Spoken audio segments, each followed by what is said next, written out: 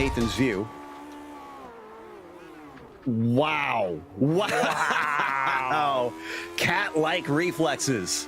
Oh goodness, Sebastian Coffre, another mistake for him, and he is a sitting duck down the front stretch here with the double draft here for Overbay and Ritters. Are they going to make it 3 wide? Ritters goes for it on Overbay, while Overbay goes for it on Coffre. Up the inside, coming into Doohan corner, and Coffre might have to yield here. He's already lost the place to Overbay. He's going to switch to the outside and try and widen the entry to keep Ritters behind him. Looks like he is going to do that. Late apex, and that will work out all right for Sebastian Coffre, but it's slim pickings at the moment for the number 28.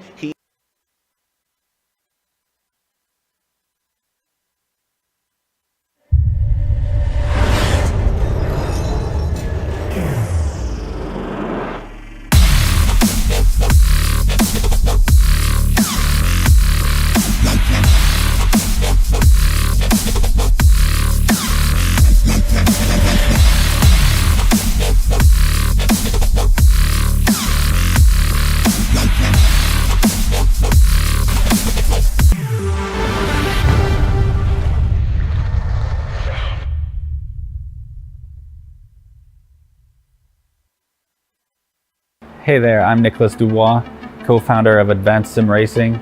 We are a Canadian company. So what we did here today is for a real petrol head. He's really passionate about cars, as you can see behind me. We did a turnkey solution for him based on his needs. We try to gather as much information as we can on our client. And like we did today, we install a D-box system. We install ultra-wide cube control steering wheel. We try to provide the best quality for your budget. So let's say if you want a budget of 10 grand, we're gonna give you something that's the best for 10 grand. If you want 20 grand, then we always try to stay within your boundaries. We do try to make it as easy as possible. So the client, once we install everything, it's pretty much gonna be a turnkey. So he's gonna press start on his computer, and right after, we'll try to explain everything, how it goes, how it works, and then he's ready to go. Our aluminum is from USA, treated in Canada, cut in Canada. So we do sand all our aluminum piece just to make sure the powder coat sticks to it. And that's one of the reasons why we use powder coat, is to make sure you have the best aluminum finish in the industry. And our quality is beyond what you can get with any other competitors right now. We are really, really passionate about all the gear, all the cockpits, all the sim hardware, and that's why we want to create something that's really going to reflect our passion into our product. Come visit us at advancedsimracing.com.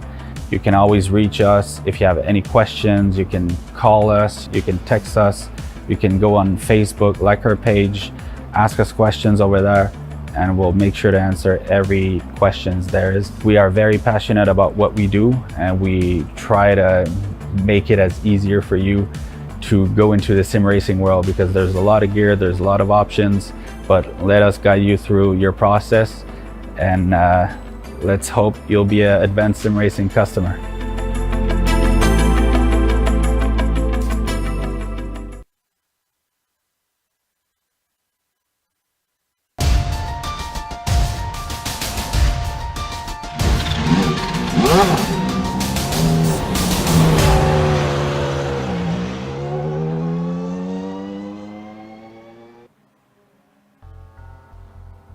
In both of these championships, it's turned out that consistency is the name of the game. That consistency will be put to the test even more tonight as we race at 2 of the USA's original purpose-built road courses. It's time once again for Thursday nights at the Precision Racing League, round 7 of their Ferrari Challenge and Formula 3 series. And you'll see it all live here on the Global Sim Racing channel. Hi, I'm Reese Gardner. With me in the booth is Michael Johnson. Behind the scenes is our director, Joe Peak, and he's using cameras provided by Dougie Beard. The Ferraris are racing at Road America, a venue famous for its long straights and challenging high-speed corners. Let's check out the track guide to learn more.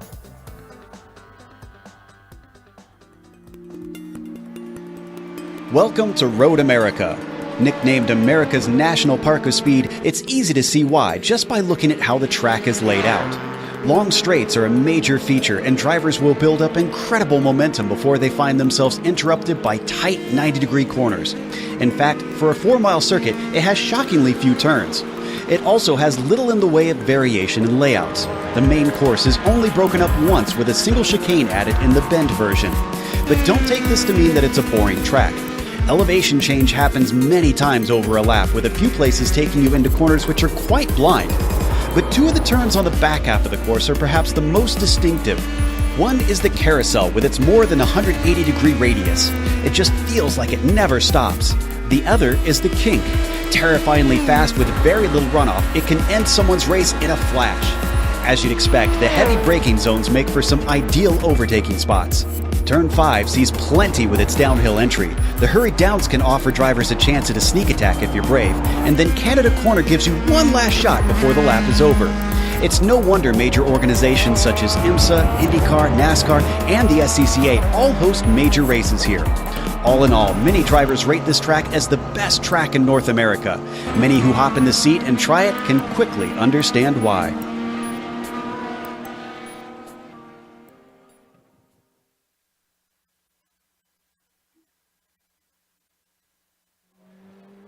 Well, Michael, what can we say about Road America? Built in the 1950s, it carries the exact same layout that it opened with. It's a brilliant circuit. I can't wait to see how the Ferraris tackle it. It is absolutely one of my favorite circuits. I've podiumed here. I love the track. It's exciting. It has fast. It has slow. It has hard braking. It has just grazing the brakes a little bit if you're brave enough when you go through the kink. I think we're going to find some really good passing opportunities here, though. I think the biggest ones are turn 3, which looks like turn 2 on your map there, out of the 14 we have. Also going down into turn 5, and then if you're really good, you can get up beside somebody going through Kettle Bottoms, getting down into Canada Corner. Great spot to try to make a pass. Now the little twisty bits coming up to that final corner, kind of challenging. You don't necessarily want to have someone that close behind you, but hey, it could happen. But with 4 miles to make a pass, 4 miles to set it up, there are a lot of opportunities here. So that's 6.5 kilometers to get around this 14-turn road course. Every bit of this is exciting. Absolutely. Super high speeds around this track. The Ferraris are going to be racing around here for 35 minutes in our broadcast tonight, which is brought to you by Advanced Sim Racing. Owned and operated by passionate sim racers, Advanced Sim Racing designs and builds the sturdiest and most durable aluminium profile racing simulation cockpits available in the market today. Visit them at advancedsimracing.com. It's also sponsored by RaceLab. RaceLab helps you to improve your driving skills. With modern overlays, race statistics, and native VR integration, you can get the best out of iRacing. Start using it using it now for free at racelab.app. Today's broadcast is also proudly sponsored by ButtKicker. ButtKicker products add an incredible immersion and realism to any game. Feel every nuance and truly put yourself in the driver's seat. Check them out at thebuttkicker.com. And finally, PRL is also brought to you by NinjaTrader. Ready to compete against the financial markets? Supporting over 60,000 users across the globe, NinjaTrader provides award-winning trading software and brokerage services. NinjaTrader is always free to use for advanced charting, backtesting, and trade simulation. Visit NinjaTrader.com to get started with the risk-free trading simulator and start tracking your performance. Well, in terms of the championship in the Ferraris, I think it's safe to say that Nick McLaughlin has been on a roll, and that's an understatement. He has absolutely dominated this season when it comes to win counts, but Alec Bergstrom, with his consistency, is continuing to keep him honest for this championship, Michael. Only 14 points behind here in round 7 and only 3 rounds to go here. Bergstrom could still potentially take this title if McLaughlin makes a mistake. And I notice, I don't think Bergstrom actually has any wins. So you're right on that consistency point. That really makes a difference. That's where I like to go for it.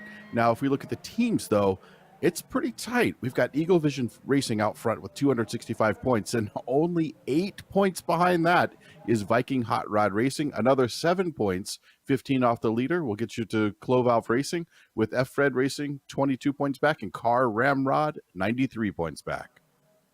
Indeed, still very close between the bottom two teams there of Parabola Racing and YS Motorsports.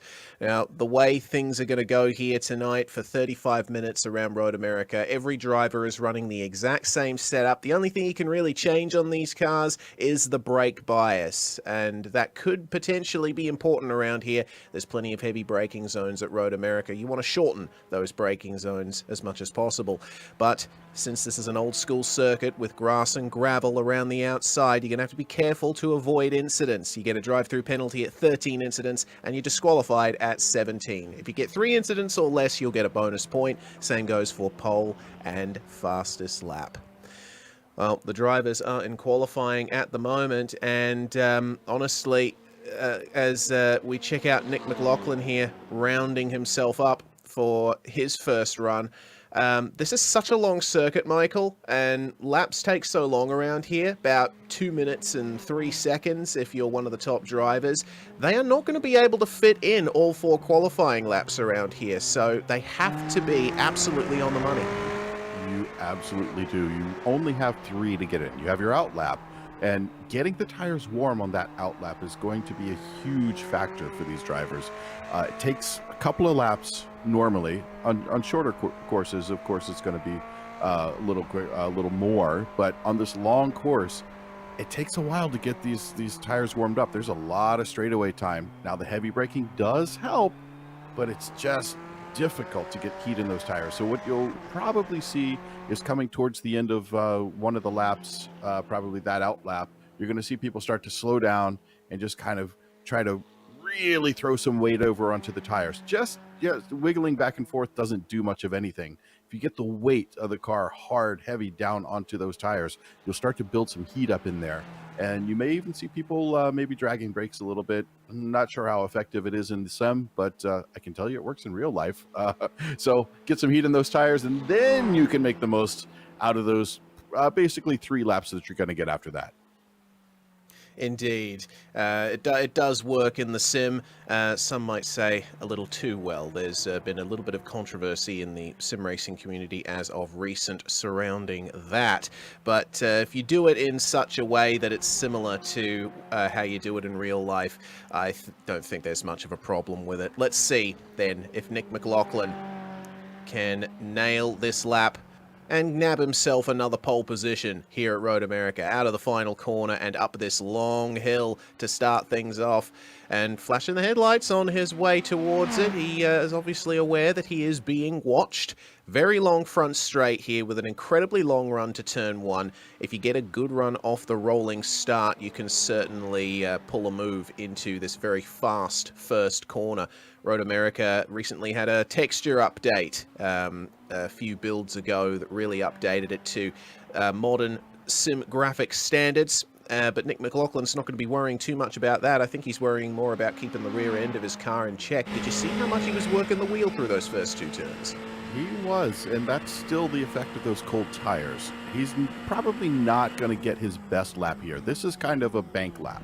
So you throw one in there on kind of chilly tires. They're not quite warmed up yet, but a good driver will be able to handle it, be able to feel that car stepping out, as we noticed looking at Nick himself, not just the onboard, but we can see him there in the camera. He's working the wheel, trying to hold onto that car. Maybe getting a little the crumbs out of his beard there. But you do kind of put down your banker lap, and now, once you get done with that banker lap, it's time to boogie. Then you start hanging it out a little bit. You got a little more heat in those tires. Brakes are warmed up a little bit. Car's a little bit lighter because you don't have that extra, well, it doesn't sound like much, but 6 pounds of fuel for the gallon or so that is, well, yeah, about a gallon, I think, in these cars to run around this track. So he'll be 6 to 12 pounds lighter by the time he gets to the end of this. And that can definitely make all the difference, especially considering how there's such long straights here. Corner exit is so important at Road America, and any less weight that the car carries you'll be able to carry a little bit more momentum onto the straight. It might be a few car lengths at the end of it, but that can make all the difference up at the top of the timesheets, using all the curb out of the final corner. McLaughlin is making sure that he gets the best run possible down this start-finish straight to set his first qualifying time, and yes, it is a bit slower than what we've seen from him in practice, a 2:04.8, but it's still a good enough banker to put him into provisional pole position once again. Alec Bergstrom, though, only shadowing him by 0.06 of a second. How's Jack Clark going to do? He's a driver that we saw have a big old spin in practice out of the kink and completely lost the front end of his car. He's going to have to be careful here. Yeah, it looks like Jack may be a little bit off base here. His predictive lap time is around a 2:06, but quite honestly, for your first hot lap, not bad. It's good for a banker. You just get it in there, and then you can start worrying about trying to put your good laps down. So if he ends up with a 2:06, high 2:05, anywhere in the 2:05 to 2:06 range, even if he nips a little at 2:07, not a bad place to be, because then he can really start focusing on getting a good lap. Well, a 2:07.3 is going to be the time that he sets initially, puts him into P10 out of the 16 cars in this session, and Jack Clark is currently the slowest of the drivers that have set times. It actually looks like Clark pulled over after the end of his laps, so he's not going to be able to get any more laps in. Baron Hilton, though, let's see what he can do coming up to the end of his first qualifying lap. Hilton's had some interesting results over the last few rounds, racing very hard. A 2:05.5 is certainly going to do the job there. That puts him up to P4. Excellent stuff there from Baron. Yeah, he got a really nice run out of that final corner. But now we switch over to Alec Bergstrom, who is in P2, supporting that Haas livery. I'm guessing he's a fan of the Haas team in the F1, or just, he's buddies with Gene Haas. Who's to say? But nice lap there, pulls out a 2:04.8. He's still kind of trying to nip at the heels. We'll see how he goes here. Yes, looked like he didn't quite go faster than his fastest on that lap, but I think if he can commit and get it done, he might be able to catch Nick McLaughlin out, but McLaughlin's just extended his pole by a couple of tenths, 2:04.6 for him. What about Eric Dubé as he comes across the line? 2:05.451, that will certainly do the job. He gets himself into P4. That pips Dave Peterson and Spencer Simkovich. Now, here's a driver I'm interested to see here today, Kenny Duval. He's a driver that has had pace at many of the tracks we visited in the mid-season, but it's all come down to pit stop time for him. His pit stops have largely been longer than necessary, which has made him miss out on results. He's going to have to get that right here. Let's see if he's still got the pace with him here tonight. Yeah, he's looking pretty good here. His predictive is showing him somewhere in the 2:05 range. That should be enough to get him up into that top grouping. But let's see how he finishes out as we watch him come up here across the finish line. A 2:05.3. That's good enough for P4. Well, it looks like fourth place is where the big battle really is. In fact, even for third, because Paul Wildridge putting in a 2:05.339. It's very close for third on back here. What about Mark Feil, part of the F. Fred Racing team? 2:06.5 is the time he's currently got in 14th place. Can he break into the top 10? It's going to be another 2:06 for him, but gaining 3.5 tenths. Very nice there. That's going to be one position for Mark Feil. Puts himself up over Donald Olson. Joseph Tebben, meanwhile, 2:05.683. Very good stuff. Mr. Tebben made his return to the Precision Racing League after a very long absence a couple of rounds ago at the Red Bull Ring, and certainly did well, getting second place. Not quite where he needs to be for that here tonight, but certainly there's some opportunities for him to move up through the field thanks to the long straights and the draft. Brian Hoskins comes into the 2:05s. Yeah, and that battle for P3 just became a battle for P4 as David Cristelli made it a battle for, well, we'll call it second between him and Alec Bergstrom. They are quite close, with Alec having a 2:04.8. David Cristelli just pulling a 2:04.9. So that's going to be a very tight one. They are under a tenth apart. As we take a look back at Kenny Duval here, currently sitting in P5, coming through the last little. I love this twisty section. This is my favorite part of the track. I absolutely love this section. So come up in there right before that pavement change. You get on the brakes, get the car rotated around. Could have gotten a little bit farther out onto the curbing for the entrance there, but I think he's still going to do pretty well as we watch him coming up the last little bit of the hill here. This could be a pretty good time. He's looking like around a low 205, and yep, looks like a 205.4. Makes it a little bit better, puts itself into P4. And just in time for the end of the qualifying session. Let's go through the grid then. Car number 62, Nick McLaughlin, P1. Is anyone surprised? He starts alongside Alec Bergstrom on the first row of the grid. David Cristelli and Kenny Duval will share row 2. It's Paul Wildridge and Eric Dubé who round out the top 6. Dave Peterson and Spencer Semkovich are 7th and 8th. Baron Hilton and Sean Duhamel round out the top 10. Joey Tebbin is going to start car 60 out of 11th place, and Brian Hoskins is going to start alongside him. It's going to be Mark Feil and Donald Olson on row 7. Charles Sumner and Jack Clark, the last drivers to set qualifying times, and our field is rounded out by David Hebert.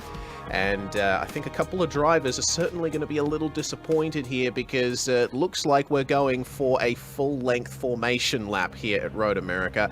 It's going to be a couple more minutes at least, Michael, before we can get onto racing action. Well, I think I can find a way to fill the time. I have a lot to say about this track. I have a lot to say about this car because I love the car too. It's a lot of fun to drive. It's kind of a spec series when you think about it with the fixed setup. And as normal, when you drive this car, you can change the brake balance just a little bit, and that really does help you. You're going to see the real difference in people, the way they attack this course in using what they have. If the only thing you can change is the brake bias, you can change it corner by corner. So if you know you need 49% in one corner, and then you want 51% in the next corner, you can change that. If you leave it static, you're kind of stuck with what you started with. So you are compromising somewhere. Given it's something you can change, I'm curious to see, well, I'm not sure we'll actually be able to see it from the cockpit view, but watching people who seem to have a better feel for it, we might see it a little bit in the cars as they go through some of these corners or enter some of these corners where it usually makes the biggest difference. So it'll be interesting to see how these guys try to use that brake bias to make themselves faster. Yeah, I'd be interested to try and find that out myself as well. Don't forget also, these being GT3 cars, they have anti-lock brakes, so you don't have to worry too much about the brakes locking in those heavy braking zones. Have a look at the weather meanwhile. We are at a flat 100 degrees Fahrenheit, track temperature 38 degrees Celsius, and that's pretty warm, especially for a track like this. It'll be interesting to see if drivers elect to take tires in the pits thanks to those high temperatures. Usually we don't see that. There's a 40% fuel tank restriction in these cars, which does force a pit stop somewhere around the halfway point of the race, but tires don't often factor into it. Maybe they will today, but I don't know. It's there's plenty of space between the corners at this track, but many of these corners are incredibly high load. They are indeed high load, especially where they're coming down to now. You see the field working their way towards turn 5. Turn 5 is a downhill and one of your highest braking energy corners. You really have to bring the car down to about 45 miles per hour or so, depending on the class you're running, through that corner. It's tight, it's hard, there's plenty of runoff, but you've really gotten the car running, so you got a lot of energy. Now, if you watch the cars, there are a couple of ways energy typically presents itself. One is sound. You hear the brake squeal, you hear stuff go on. You also see heat, like you'll find heat, and there's going to be a ton of heat that comes off of there. And the last one is light. And if these tires start turning into light, well, we've got completely different problems. I don't think they're going to have quite that much energy. No, certainly not. Might have to call up CERN if that starts happening. They'd be interested for sure. Be a small hadron collider, maybe in that way. Well, a tire is a torus, isn't it? Sure. Works for me. Oh, this really long corner, the carousel that they're just exiting, that's going to be an interesting corner as well, because there's a couple of different lines you can take through it. I've seen some drivers go for a little bit of a double apex affair, going a bit wide towards the mid-corner in the middle of the turn, but also plenty of drivers sticking to the inside all the way through. And this corner, the kink, is one of the big choke points of the lap. Have a look at how little runoff there is. There's a railway line that runs alongside the back straight, and that's why they don't have as much runoff there, Michael. If there's a coming together on lap 1 through that corner, that's going to spell disaster. Yeah, that is a bad place because it is probably the fastest corner on the track. You really come through there with some speed. It's flat out if you're doing it right. Most teams, at least in real life, and I think probably in the sim as well, not that sim's not real racing, it absolutely is. So we'll call it the meat space, as some of our folks like to call it. You set your car up to go through that corner absolutely on edge with mildly worn tires at full speed. So the rest of it, you kind of deal with it as we watch the pace car about to pull off into the pits here. Indeed, we're about to get to a start here in the Precision Racing League Ferrari Fixed Challenge. Nick McLaughlin is going to lead them away here and goes early off the top of the hill. Takes everyone by surprise. Alec Bergstrom stays with him, as does Kenny Duval, but David Cristelli got caught by surprise there. A little bit of side-by-side contact with Eric Dubé on the way down the front straight. Will he try and defend? No. It looks like Dubé is ahead going into turn 1. It's side-by-side between Simkovic and Peterson for 6th place, and Sean Duhamel in the background as well. So it looks like McLaughlin has gotten off to a pretty good start, but he hasn't quite dropped Bergstrom yet. The slipstream is really going to work in Bergstrom's favour here. Bergstrom has yet to get a win this season, and he might be able to go for it here. He pulls out of the slipstream on the way down to turn 5, and all the way over to driver's left is going to take that. But will McLaughlin have enough to get the over-under? He won't need to. Bergstrom, big oversteer moment on the exit of turn 5. He's going to keep the inside, though. Oh dear, he's having a bit of trouble keeping control of that Ferrari. Take it easy, boys. Either way, this is going to be a very close race here, I think, Michael. It is, and we saw Eric and Kenny try to make their way up into that little fight. If those two up front keep fighting like this, it's going to be a largely different race than they're expecting. But I think we may have had a slowdown. Was that a slowdown for Nick? No, McLaughlin dipped a wheel into the gravel on the exit of the preceding corner, and so he didn't have the pace. So Bergstrom has swept around the outside of the carousel to take the lead of the race. Nice pass around the outside. I love watching passes around the outside. I was doing a practice the other day at Coda, going around the outside of somebody around the tower corner. So that's always fun when you get out there. As we watch these guys go through Canada corner, trying to get as close to the edge as they can without going over, just up to that corner, and then right before that pavement change, to go heavy into the brakes, get the car rotated around. He's a bit off of the apex there. Alex Bergstrom, good bit off the apex, as we watch Nick McLaughlin closing up behind him, just right at the same speed. He's going to start closing up a bit more here. He's going to get speed as we work our way down here. He's already about 4 or 5 miles an hour faster. Well, it looks like he's going to sit behind on the way into turn 1. He's going to wait for another opportunity here. It seems that both drivers have been dealing with a bit of scrappiness on this first lap, with the tyres still a little bit cold. They should be up to temperature very soon, though. Bergstrom's holding on very nicely to that car, but now that he is in that lead, he's going to have to dial things back a little bit. Just make sure that he keeps it on the track. When you're out in the lead, it can be very easy to get flustered, especially if you've gone the entire season without a win, like Bergstrom has. Keeps it together on the way into turn 5, and no big oversteer moment this time out of the slowest corner on the track. Meanwhile, bit of a pass on the way back in the field. That's Joseph Tebben making his way past Sean Duhamel for 10th place. Tebben's up 1 place now. Majority of the field in single file, but that should certainly change pretty soon. Yeah, I know the feeling of being out front when you haven't had a win all season. And then someone Oh, he knows who he is. Cursed me, and I lost a race at Mosport. I was way out front, and you just got to put it all behind you. Think about it. Just relax. As long as Alec relaxes, I think he's got this pretty well in hand. So it'll be interesting to watch. It's closed up to about a quarter second. He's had it out to almost 0.4 of a second. A lot of that is going to be the draft. But if we watch what's going on here between second and third, that has closed down to only 0.7. Eric Dubé and Kenny Duval are trying to close this up, although Kenny's still back about 0.9 off of that. Eric has done a beautiful job to close this up, and now we have a trio running for that run to first place. So this is going to evolve very interestingly through the next 30.5 minutes. I did see a little bit of a snap for Nick McLaughlin on the exit of the final corner as well. Bergstrom sets the fastest lap so far, 2:04.5. McLaughlin is going to keep Dubé behind him for the time being, though Dubé did have a big look. He's definitely within draft range, and he's dropped Kenny Duval to the point that Duval now has to worry about the drivers behind him.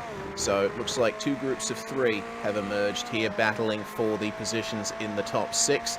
Duval's got Cristelli and Wildridge behind him, but we look forward from Dubé to see Nick McLaughlin try his best to catch up to Alec Bergstrom. And you just see Alex peeking out there as they make their way down to turn 5 for the third time here. A little bit wide of the curb there was Mr. Dubé, but I think he'll be happy to at least get out of the corner. It seems to me that Bergstrom is being a lot more aggressive with the curb on the exit of turn 6, coming under the Corvette bridge. Got to take care there, make sure that you don't catch the grass, and well, this is another place where you can certainly have that happen. That's a spot where McLaughlin went off on lap 1, as that's Spencer Semkovic, who's gone off in quite a fashion at that corner. Looks to me like just overshooting the braking here, Michael, and getting a bit of oversteer on. Yeah, I got a little, we'll watch him as he comes in here. Oh, just a little bit off the apex, tried to get too deep into the brakes. Easy to do, because when you come up to the Corvette bridge there, you've got to start braking right before it flattens out. And then you have to modulate the brake to get the car down to the apex. It just goes wide. Yes, and I think we might have to stay on this replay and flick forward to the leaders, because there's been a big change for that. Have a look at this, coming down the back stretch out of the kink. Nick McLaughlin, you see he's now classified 14th on the live overlays, and this is why. Coming down the back stretch through the kettle bottoms, he was very late on the brakes, went for a late move here on Alec Bergstrom, but he overshot, got onto the grass, and big incident there, nearly cleaned up Eric Dubé, who has now moved into the race lead. And I got to point out something really major here. Nick, while he went too deep, he did exactly the right thing. He made sure that he got offline, got the car slowed down enough to not take someone else out. He could have ruined two people's races, 3 if you include him, and he did the absolute right thing and managed the crash, if you want to think of it that way, that he got around there. But now we're going to watch this is a good attempt at a pass, puts his nose out, gets around inside to turn 5, doesn't quite get around there, tries to head up towards the Corvette bridge. We may see a pass before the end of this lap. Maybe. Oh yeah, how about right now as Eric Dubé runs wide of the exit of Corvette bridge, and David Cristelli is going to move into second place now. This has turned into one of the most competitive races of the season in the Ferrari fixed series. Goodness gracious, Bergstrom back into the lead. We'll take another look at what happened to Eric Dubé here. And this is a very difficult corner. You probably had experience with this, Michael, with the crest. You've got to make sure that you turn in at the right time, but you've got to make sure that you don't that you don't turn in too early either, because it seems that you get a lot of understeer there as the tires have the load come off them over that crest. Yeah, not to be too overly critical, but he pinched the corner. I think he was probably watching his mirrors a little bit, and definitely got a little bit early. Now, I'm splitting hairs. It's maybe half a car length too soon, but that's the difference between driving at a professional level and driving at an amateur level. But I will tell you, pros can absolutely make that mistake as we watch Bergstrom going wide out of the final corner, but still holds on to P1 not for long. We are going to have a position change by the time they get to the start-finish line, and now David Cristelli is in the lead. I don't think anyone wants to win this race at this point. I mean, we're less than 10 minutes into this, and we've already had, what, 4, 5 lead changes? Something like that? And one big incident? Yes. It's like everyone, indubitably, no, after you. No, after you. No, after you. All I can think of is that old cartoon. Oh, yes. Goodness gracious. Well, this top 4 battle it's certainly going to be raging on for a while, I think, at least until the pit stops. Cristelli on the way in, and David is a driver that has certainly gotten podiums in the past in this series, and he'll be looking for a win this season as well. But I tell you what, the one constant has been Alec Bergstrom up there in either first or second. He has been making small mistakes from time to time, and that's why he's lost the lead those couple of times, but he's keeping himself in the fight. He's not letting those mistakes balloon out into something more. Yeah, he's been fortunate enough to minimize it, or actually I should probably say talented enough to minimize the mistakes, because everybody makes mistakes. It's how you handle the mistake and move on from there. We just watched him go incredibly wide on the final corner from the lead and still end up in second place. So that is beautiful management from Bergstrom to hold on to P2 and still be very dominant throughout this race. Well, no moves at Canada Corner for the time being, but Bergstrom getting a very good exit and might be able to line Cristelli up out of the final corner down the front straight if he can nail the exit here. Don't go too deep, guys. He turns in a little bit more narrow, and it seems that that's worked out for him. Cristelli, though, taking a slightly later apex, was able to get onto the throttle a little earlier, but here comes the draft.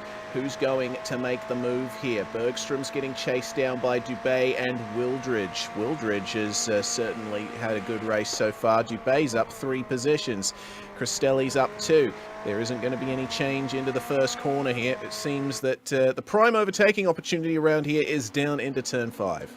It absolutely is. If I were to look back at the number of overtakes I've made at this track and decide and said, okay, which corner was it at? Sure, there's some going through the carousel, there's some into turn 1, but I would say more than half, probably 60%, were at the corner we're about to watch right here. So we see a little bit of a defensive move and a late dive into the corner. That's going to be Dubé trying to take up the inside. Actually takes it over, and that puts Bergstrom into his lowest position of the race, P3.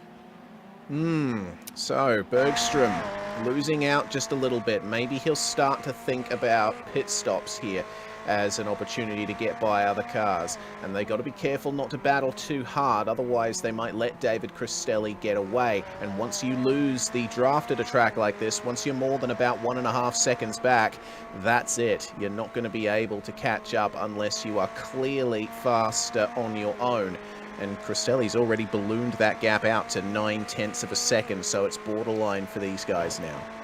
Yeah, and Paul Wildridge, as we're watching go through the carousel there, has a really nice feel for the car as he heads through there. He closed up a good bit just going through the carousel as we watch him coming down to the Canada Corner here, trying to get a little bit over, get a little bit more air on his wing as he goes into the braking zone, coming out, trying to get through here. We watch Alec Bergstrom, trying to get up the inside, doesn't quite make it. That's going to be trouble. It's allowing Cristelli to get way out there. Cristelli is already 1.8 seconds out in front. These guys battling is doing wonders for Cristelli's race as we watch Bergstrom try to stick his nose out and drag race up to the start finish. Yeah, Eric Dubé ran wide through the final corner. We also saw Wildridge go for the pits, the first driver to take a pit stop in this race, but Bergstrom has the inside for turn 1. Will he be able to get it done? He's not quite able to do it. Dubé able to hold it round the outside of the first corner here, and he's going to keep that position through turn 2. Bergstrom runs a little bit deep. He had to. Kenny Duval is right there now as well.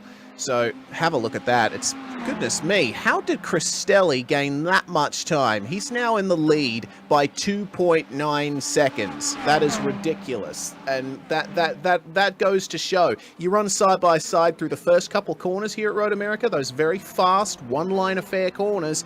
And yeah, that's the battle for the lead done. It's a battle for second now. Yeah, I love it when the cars behind me start to battle. Ooh, as we watch, interesting exit there. I'm not sure why he did that, but I guess he figured he had so much more speed coming up through that corner. Going to make the dive down into turn 8. Gets on the biters. Can he hold on to it as we head towards the Speedville footbridge? And then trying to head around. It looks like he's gotten around him going into the carousel. Carousel is interesting. It is tighter than 180 degrees. It keeps coming on around. But as he puts the hammer down to head up towards the kink, can he open this up as we watch a little grass get kicked up behind him? But with a 5, almost 6/10 gap, he is putting on a show. He's like, I'm going to go get me some of that David Cristelli. I need to be right up behind him. Absolutely. Well, now it becomes a battle for third. Oh dear, slight technical issue there for, was that Joey Tebbin? Yes, it was, in 5th place. Oh, Dubé, don't go too far over the grass, mate. You don't want to lose any more than you already have. So now we start to think about drivers going for the pits. There's one of them. There's Duval. Now, I'd be interested to see what Duval's stop time is. The 2 stops that we've seen so far from Paul Wildridge and Brian Hoskins, 12.4 seconds stopped in the box. Mark File is going to come in here with Kenny Duval. Now, Kenny has had some pretty long pit stops as of recent. I'll be keeping an eye on the stopwatch for that. Wildridge has come out in P15, and don't forget, Wildridge was ahead of Duval before he came into the lane. And now Duval is in the box. We'll wait for the 12-second mark to come up and potentially pass. And oh, okay, just a little bit longer there that time was Kenny Duval. It does let Wildridge go, but Kenny has got a pit stop time that's pretty consistent with everyone else. Yeah, 9/10 longer for Kenny and a full second longer cone to cone. Now that stationary time does matter, but what really is important is your cone to cone time. And that really speaks loudly about how well you crash the cone as when you're coming into the pit lane. How quickly can you get the car brought down to the pit lane speed, and how late can you wait to do that? And then how you navigate the car into your pit stall. Do you brake at the absolute last second, or are you kind of lazily pulling it in there? I mean, watch the races when you see people in like IMSA or SRO or Formula One. Getting into the box is really, really important. As we watch a beautiful run through the kink there. That was a really nice run. Taking a look at Nick McLaughlin working his way back up to P9 so far. We're coming down into Canada corner. Gets a nice little tick on that apex. You can see he's just catching up slowly to Clark here in P8. Yep, good recovery from Nick McLaughlin so far. And he'll be thinking about a pit stop pretty soon. For the time being, yeah, well, there we go. He must have been listening. Into the pits he comes. Oh goodness, talk about crashing the cone. It is a very difficult pit entry here at Road America. You're braking uphill. It's kind of blind as to when the pit cones come up, and there's a little bit of a meander on the way in as well. I've broadcast many races in the past where we've seen drivers go for a big crash on pit entry and block the entry lane. But McLaughlin here going to be carrying a little bit of damage from his earlier incident. The front end of that car is looking substandard, and it's not what you want at a track like Road America. Stops very nicely in the box. Let's see how long this is for him. He'll come back out in, I'd say, about, yeah, 14th place, 15th place as Mark File goes by on the racetrack. There's no fast repair in this series, remember, so Nick's going to have to carry that damage to the end. Yeah, that's tough. He had a little bit of damage on the nose. I don't think it's too much. It is going to limit his top speed a little bit as we watch him coming in, getting a little bit extra air up under that bonnet, under that front hood. So it's going to be tough for him to try to keep the speed. He needs to have another car to work with. He needs someone in front of him to help him do that. But taking a look here at the lap time between Bergstrom and Cristelli, they are still pretty close. It's about a tenth between them on lap times, but that just means Bergstrom is 3.2-ish seconds apart or off of Cristelli. So that is good. He is working up. Right before we went through the most recent pit rotation with those several drivers, it was at about 3.7. So he is slowly creeping up there as we watch David Cristelli in the 29 make his way into pit lane. From the lead. So, the fastest pit stop we've seen so far has been Mark File, 12.3 seconds. Fastest cone-to-cone time belongs to both Mark File and Nick McLaughlin, 43.5 seconds. So Alec Bergstrom and Eric Dubé move back into the top two positions, and this is a position that they'll be very familiar with. Looks like Cristelli has gotten into his box nice and consistently, as he's joined in the pits by quite a few cars. Baron Hilton, Charles Sumner, Spencer Simkovich, and Donald Olson all in there. Through comes Paul Wildridge. He is going to take all of those places, move up into, looks to me like behind Cristelli. So going to be in sixth now for Paul Wildridge. Once everyone else comes into the lane, it'll be interesting to see how these guys stack up.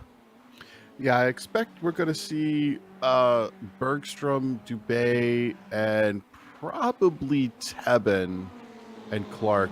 They could try to push it maybe one more, depending on how they're doing on fuel, if they've been kind of lifting and coasting a little bit. But I'm pretty certain we're going to see Bergstrom work his way into the pit. He is putting down a burner lap right now. He's right in that mid 205 range for his lap time. So he's really cooking. But Dubé right behind him, holding on as best he can. I expect watch both of these guys make that dive into the pit and just slam on the brakes, and hopefully they don't get caught for speeding in the pit lane. Yeah, he's hoping, because that can absolutely destroy you. Interesting to note that that Wildridge has been able to, with that early pit stop, make up quite a bit of time on Cristelli. He's not that far behind, really, and should be very close this battle for the top five. Remember, Cristelli was in the lead by about 3 seconds or thereabouts over Bergstrom as those guys come into the pits now. It's 2.9 seconds between Cristelli and Wildridge. So there's still plenty of ways this race could go in the last 13 and a half minutes. And the top four of the 5 cars that haven't pitted yet coming into the box now. The only car left to make a stop is David Hebert, who's running in 7th right now. And it looks like Hebert maybe going to stay out of the lane again this time. Through comes Cristelli, though. Looks like stops completed for Alec Bergstrom. Cristelli's going to go by here at full speed, and Bergstrom emerges behind him. So Cristelli's going to keep it, but it's going to be close for second. Have a look at this. Paul Wildridge has moved past Alec Bergstrom. That early pit stop, that extra time spent running at full speed has certainly worked out for him. Yeah, meanwhile, Aubert has gone into the pits, but had bobbled on that entry. He went into the brakes way too soon trying to get in there. It is very difficult to see the cone, though. I'll get, if you have not practiced your pit entries a lot at this track, the way it's designed when you go up in there, from the driver's view, you cannot see the cones. You just have to sort of remember where it is and hope you get your brake point right. But now let's take a look here. We've got an interesting race developing. This is back towards the front. This is going to be Wildridge with Bergstrom. These guys are pretty close together. Bergstrom is only about half a second off of his tail and closing up every lap, every corner, just getting tighter and tighter right up there. So we're still down to about 0.4 of a second. as they head into the carousel. Nice line for both drivers through there, but it looks like Bergstrom has kind of dropped Dubé just a bit. Dubé is 1.5 seconds back, 1.6 seconds back, coming up through the kink, keeping that throttle pedal matted. Bergstrom really pushing up to get in here as they work their way up into Canada corner. Well, it's going to be a bit too far back for a move this time around, but Canada corner is an easy place to mess up, especially right there as they go across that exit curb. The gravel and grass sort of cuts in towards the end of the curb, and you can go for a spin if you're not careful. All about the exit from the final corner then. Faster than it looks. Get on the throttle. Make sure that you pick up the slipstream. And also make sure that you don't battle too hard side by side through the first couple of corners, because Cristelli is in the lead by 2.7 seconds. The lead is it's a little bit closer than it has been before. Bergstrom's going to pull out here, but it's still not quite far up enough to get the move done on Paul Wildridge. Wildridge, though, pinching the corner a little bit, turning in a bit early. That's going to compromise him. Yeah, Bergstrom getting done what he needed to on that corner. It was clear he was not going to make the pass from our vantage point. But when you're sitting there and all you see is Ferrari headlights in your mirror, well, then it's going to mess you up. And that set up this pass right here as we watch, coming down. Looks like Bergstrom's going to try to take the better line. Wildridge trying to hold on to the inside, does hold on to the position, but heading up to Corvette Bridge, looks like, Alec is going to get right up on the inside, gets the overlap, but decides to not press it too hard. This has become a very strong mind game for Alec Bergstrom onto Wildridge. And it's become a 3.9 second lead for David Cristelli. Once again, running side by side through a couple of corners, just allowing the leader to get away from you. So if Bergstrom wants to make a move, it's going to have to be at Canada corner. He's going to have to pick up the slipstream and get the move done properly, as that's a big incident back in the field. Spencer Semkovic going off again, and Brian Oskins involved in that as well, I believe. Something has gone very wrong for them. We'll go to a replay and see what happened. Semkovic seems nice and clean through this section of the lap, but goodness gracious, going over Corvette Bridge, the rear end got light, and Hoskins is going to come up here. Goodness, that was nearly dangerous there. Hoskins avoiding damage, but Semkovic trying to reverse off the track, actually put himself back on the racing line there. Yeah, it would have been a better choice to keep going forward and get up into the grass there. Less likely to have somebody crash into you as we watch. Good heads-up driving there. Fantastic heads-up driving to stay clear of that. Now, unfortunately, you end up getting an incident point by going off like that, but that's better than a crashed car. Indeed it is. Well, at least Mr. Hoskins can keep going.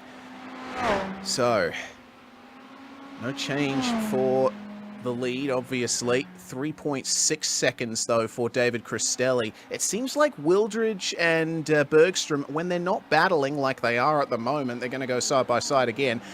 When they're not doing what they're doing right now, they are gaining time on Cristelli. Bergstrom, though, he goes wide. Goodness, he holds on to it, though. Just avoids the grass. It's going to give Wildridge the inside again here. Can Bergstrom hold it around the outside? You don't want to go side by side through this kink of a corner. And Bergstrom's going to have to yield once again. He's having a lot of trouble getting by Wildridge here. It is difficult to get around when your lap time difference is so tight. I mean, these guys' last lap, or even their best lap, was really, it's close to a second. It's about 0.8 of a second when you're looking at their best lap times. But this is the catbird seat. Right now, we are on board with Eric Dubé. He is looking at the back of Alec Bergstrom's car.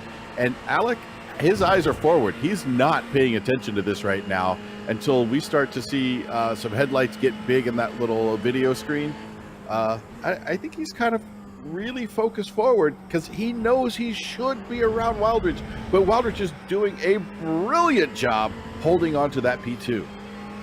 He is. Oh, Bergstrom a little bit faster through the left-hander, though, and oh, can he get an over-under here? Wildridge has been forced narrow into the final corner. This could work out very well here for Alec Bergstrom. He's got the momentum off the corner, and combined with the slipstream and the uphill run, he's going to go side by side, and, well, Eric Dubé says, thank you very much. I am going to follow you through because it looks like you're the one with the pace. Have a look at how much time he gains on these guys. Bergstrom and Wildridge, they draw level into turn one. Wildridge a little more aggressive, and once again, oh, there we go. He's off. Can he hold on to it? Yes, he can, only just. So Wildridge now back into 4th place, but Bergstrom is going to have to start defending here because Eric Dubé is on a charge.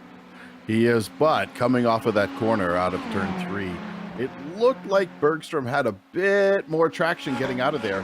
Now the slipstream could help a little bit, but it's not going to be enough as they work their way down into turn 5, heavy into the brake, get that car rotated through the corner. All three make a very nice apex as they work their way up towards Corvette Bridge.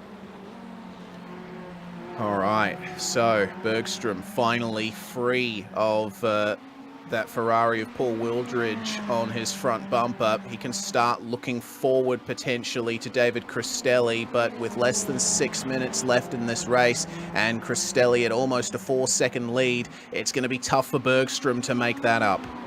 Bergstrom's going to have to do, well, if my math is correct, I'm thinking he's got about 3 laps to put this together. It's going to be tight. We might get 4. Depending on when Cristelli crosses the line. So if we look at their lap times, though, best lap so far for Bergstrom has been a 2:04.5 with a 2:05.2 for Cristelli.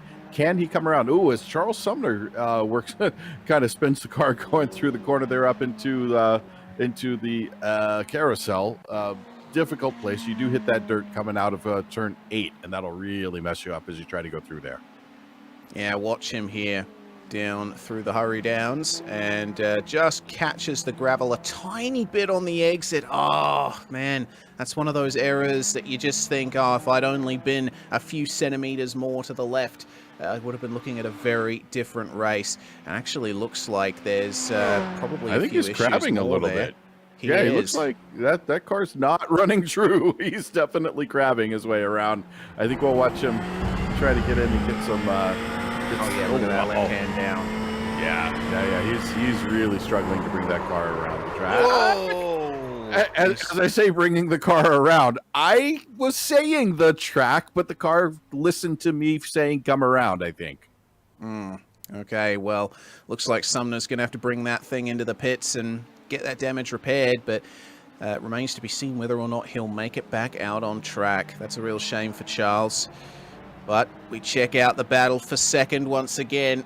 Eric Dubé trying to line it up here on Alec Bergstrom. And doesn't look like there's much of a play ball happening here.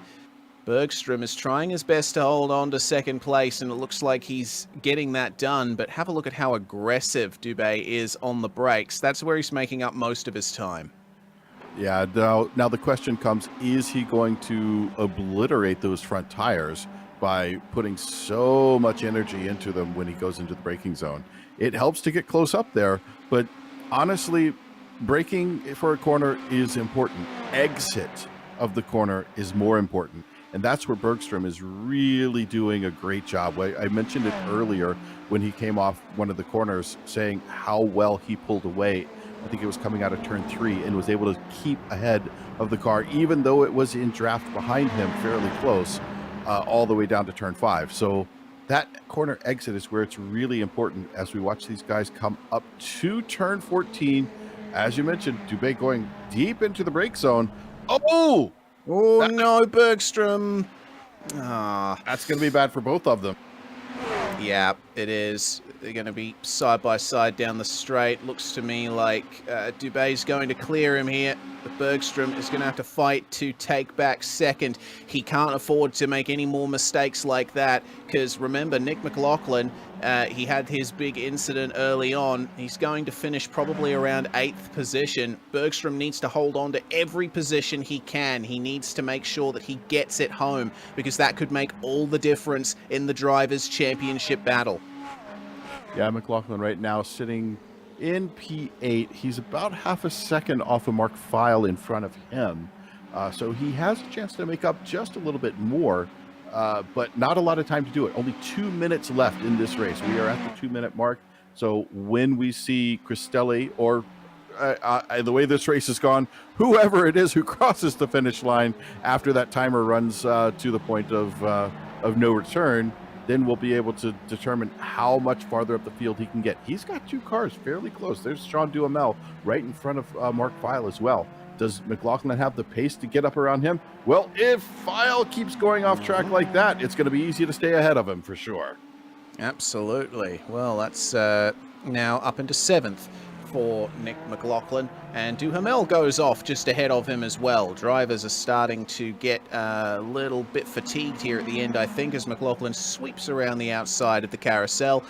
Looked a little bit too close for comfort there from my perspective. Oh, look at that, another problem. That's Joey Tebbin, and there's very heavy damage to that car as Bergstrom is going to try and line up a move here on Eric Dubé.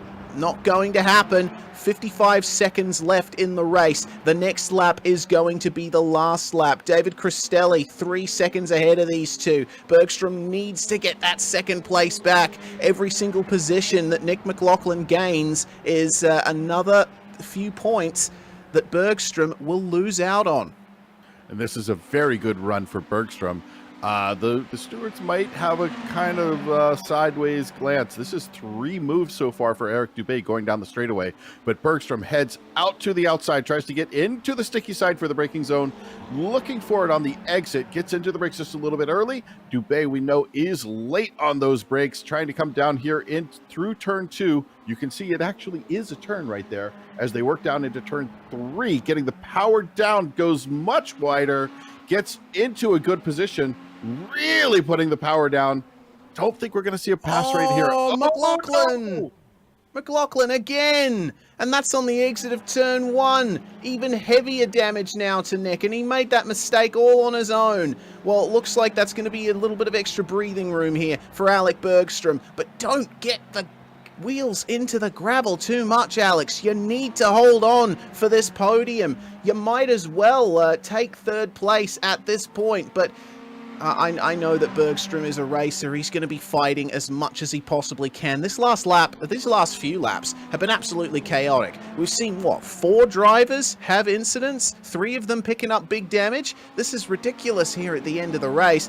It looks like Bergstrom has backed off just a little bit here on Eric Dubé. I think 2nd place might be in the bag here for the number 87. 2.5 seconds to David Cristelli. And it seems that Cristelli is holding on nicely. McLaughlin now back into 9th place. Hasn't got as much damage as the other drivers that we've seen with big incidents so far, but now back down into 9th. Can he line up Baron Hilton towards the end? Well, we'll check that out soon, because we've got David Cristelli coming up to the last few turns here, and just keeping it clean, not getting himself too involved in battles, and driving away as the drivers behind him fight over positions. That has been what's defined David Cristelli's race. He takes the win here at Road America. A brilliant drive. Brilliant drive. 1, 2, and 3. The end of the race looks a lot closer than it actually was. Right there at the end, watching Cristelli on my side monitor, I could see he was really taking it easy. Not so slow that he fell out of his groove, but he didn't need to push, because I think he probably heard a lot of the information coming over that, oh, yep, crash here, crash here, crash here. These last couple of laps, when you start to get tired, that's the time those crashes really start to happen. But beautiful run from Cristelli, up 2 positions, Dubé up 4, and Bergstrom, unfortunately, down 1 at the end. Yeah, unfortunate there. We'll go through the race results very shortly as Nick McLaughlin brings it round. It wasn't the best of races there for Nick. Here's how they ended up finishing. David Cristelli takes the win here by 1.7 seconds over Eric Dubé. Alec Bergstrom, another 8/10 behind him. Paul Wildridge comes home in 4th, with Kenny Duval rounding out the top 5. Mark File, Sean Duhamel, Baron Hilton in 6th, 7th, and 8th. Nick McLaughlin and man, he got pole position. He was certainly working for it in the lead, but losing out massively with 2 crashes. And Brian Hoskins will round out the top 10. In P11, Jack Clark, 36 seconds back. Donald Olson, fairly close race there between those two. Spencer Simkovich, 40 seconds back. David Herbert, 117 back. Then 1 lap down, Joey Tebben, Charles Sumner, and 11 laps back, Dave Peterson. Well, that is the field. And it looks like Eric Dubé is in the interview booth and ready for a bit of a chat. Welcome, Eric. Second place for you. Certainly quite the difficult race there, defined by the draft, but also by running side by side. Yeah, that was a hard one. First of all, I'd like to congrats David for his win, and big shout out to Alec, who have a real close and fun battle with me. It was a very close and fun battle, certainly looked like it from our perspective on the broadcast, but it did seem that running side by side through especially the very fast turns here at Road America was what allowed Cristelli to get away in the lead. Yeah, I guess me and Alec did a few mistakes during the race, so that serves David for sure. At what point did you realize you had second place in the bag? I know a few spots during the circuit that I was faster than Alec, but until 3 laps to go, I was still want to win that race, but we missed a few laps to reach David.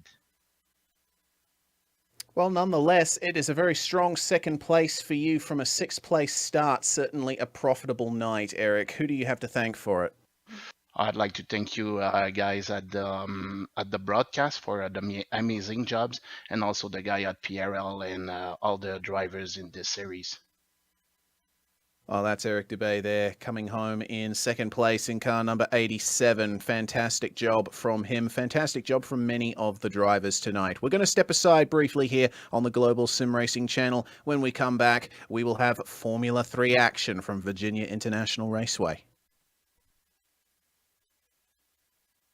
Hey there, I'm Nicholas Dubois, co-founder of Advanced Sim Racing.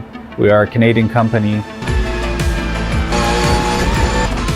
So what we did here today is for a real petrol head. He's really passionate about cars, as you can see behind me. We did a turnkey solution for him based on his needs. We try to gather as much information as we can on our client. And like we did today, we install a D-Box system.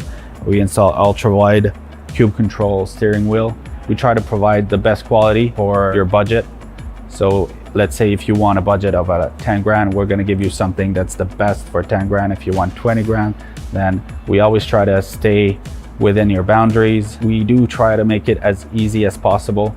So the client, once we install everything, it's pretty much gonna be a turnkey. So he's gonna press start on his computer, and right after, we'll try to explain everything, how it goes, how it works, and then he's ready to go. Our aluminum is from USA, treated in Canada, cut in Canada. So we do sand all our aluminum piece just to make sure the powder coat sticks to it. And that's one of the reasons why we use powder coat, is to make sure you have the best aluminum finish in the industry. And our quality is beyond what you can get with any other competitors right now. We are really, really passionate about all the gear, all the cockpits, all the sim hardware, and that's why we want to create something that's really gonna reflect our passion into our product. Come visit us at advancedsimracing.com. You can always reach us if you have any questions. You can call us, you can text us, you can go on Facebook, like our page, ask us questions over there, and we'll make sure to answer every questions there is. We are very passionate about what we do, and we try to make it as easier for you to go into the sim racing world, because there's a lot of gear, there's a lot of options, but let us guide you through your process, and let's hope you'll be an Advanced Sim Racing customer.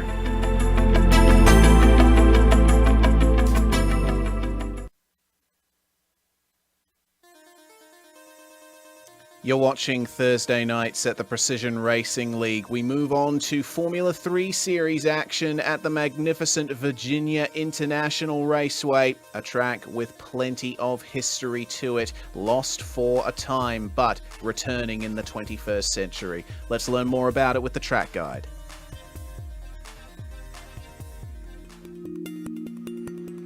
Welcome to Virginia International Raceway. This track near the southern border of its namesake has had the rare blessing of being resurrected from the dead.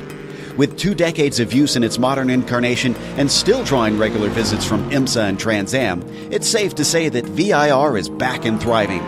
The owners didn't skimp on refurbishing the place either. An impressive 7 versions are available to run on iRacing, with viewing areas that include posh villas near South Bend that can be rented by fans. The track's long and complex layout has earned it some colorful corner names too. The horseshoe kicks things off right away with a never-ending double apexer that tends to suck the greedy out into its runoff.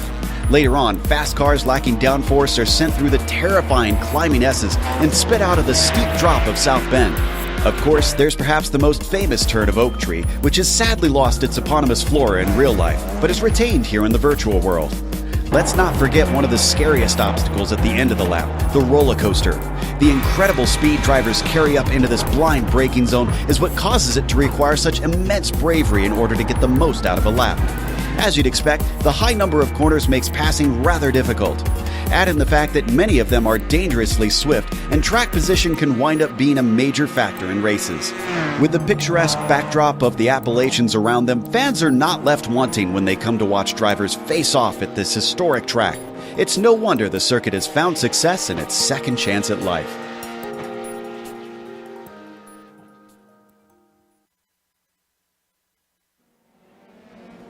Well, Michael, with your real-life racing experience, you're certainly familiar with Virginia International Raceway. What's this track like from your perspective?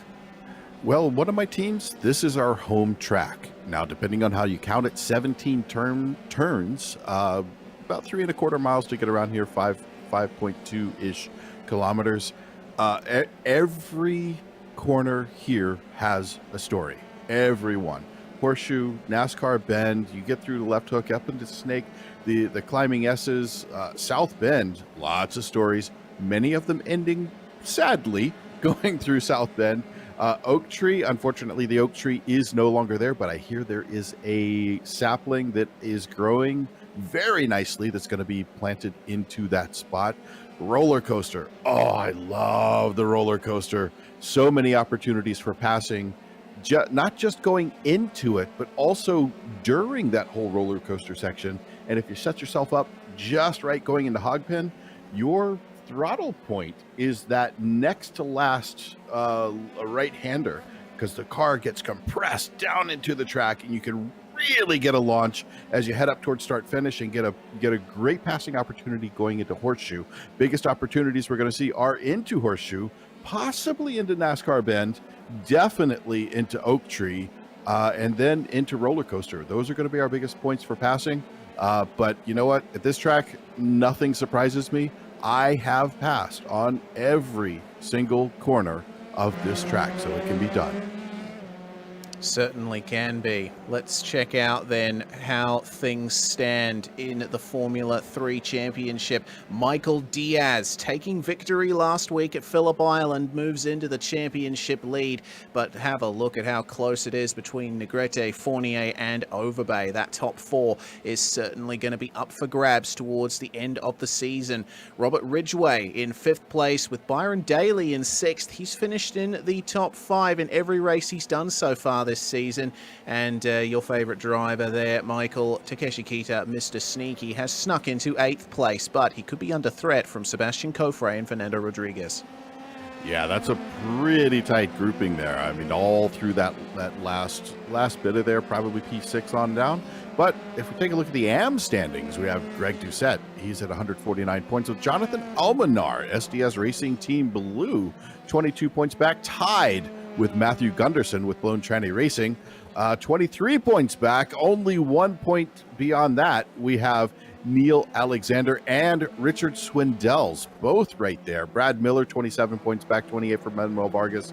Echevarria, Carter, and Brian Lowe filling out our top 10. And in terms of the team standings, well, Atomic Racing Electron only 8 points ahead of TQ Engineering, but Atomic Racing is bookending the top 3, so they should be very happy with that. Throttle Thursday and a little bit of their own little world there in 4th place. SDS Racing Team Blue can certainly get a leg up on them if there is a poor result for the Throttle Thursday crew. Either way, it looks like Atomic Racing Electron and TQ Engineering are the ones who will be fighting for that team's title towards the end of this season. The race details here tonight. We're going to be racing for 23 laps here at Virginia International Raceway, and it's the same settings as the Ferraris in terms of incidents. Drive-through penalty at 13 incidents, disqualification at 17, and a bonus point for pole, fastest lap, and 3 incidents or less. But big difference in the Formula 3 is it is open setups, so the drivers can change just about everything on these cars, tune them to their liking.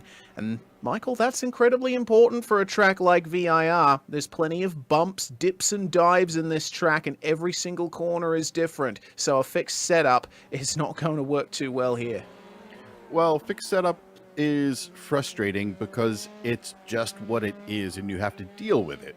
But when you get the ability to go in there and control the platform, and I think that's where a lot of people misunderstand what goes on when they're trying to tune their setups. I've seen people set them up and they go, oh, I've got too much oversteer, I'm going to change my bar, I'm going to change my dampers or whatever.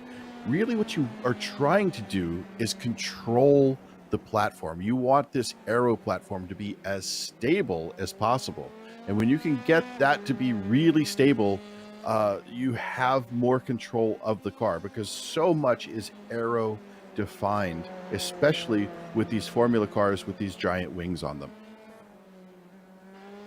Yeah, it's all about keeping it nice and stable, especially through these low-speed corners. Through the snake goes Michael Coffray, who's currently in 2nd place behind Sebastian Coffray.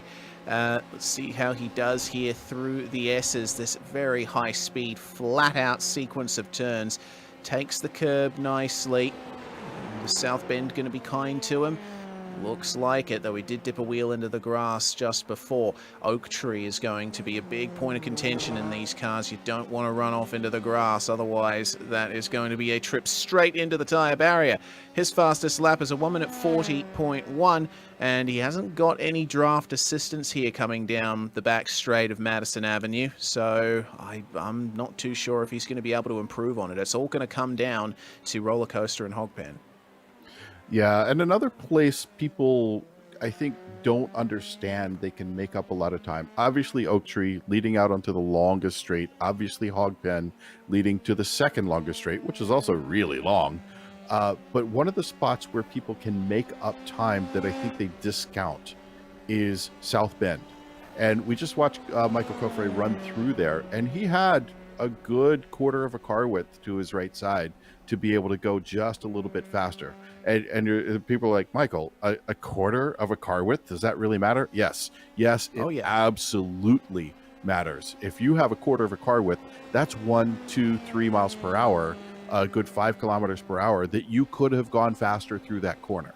So I expect with somebody like Coffray up at the top, I mean, both Coffrays, brilliant drivers.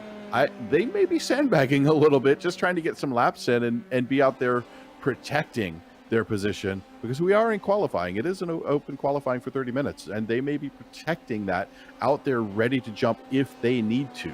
So it's hard to say that he was not going all out as he should have. He was probably going as fast as he thought he needed to be able to hold that position.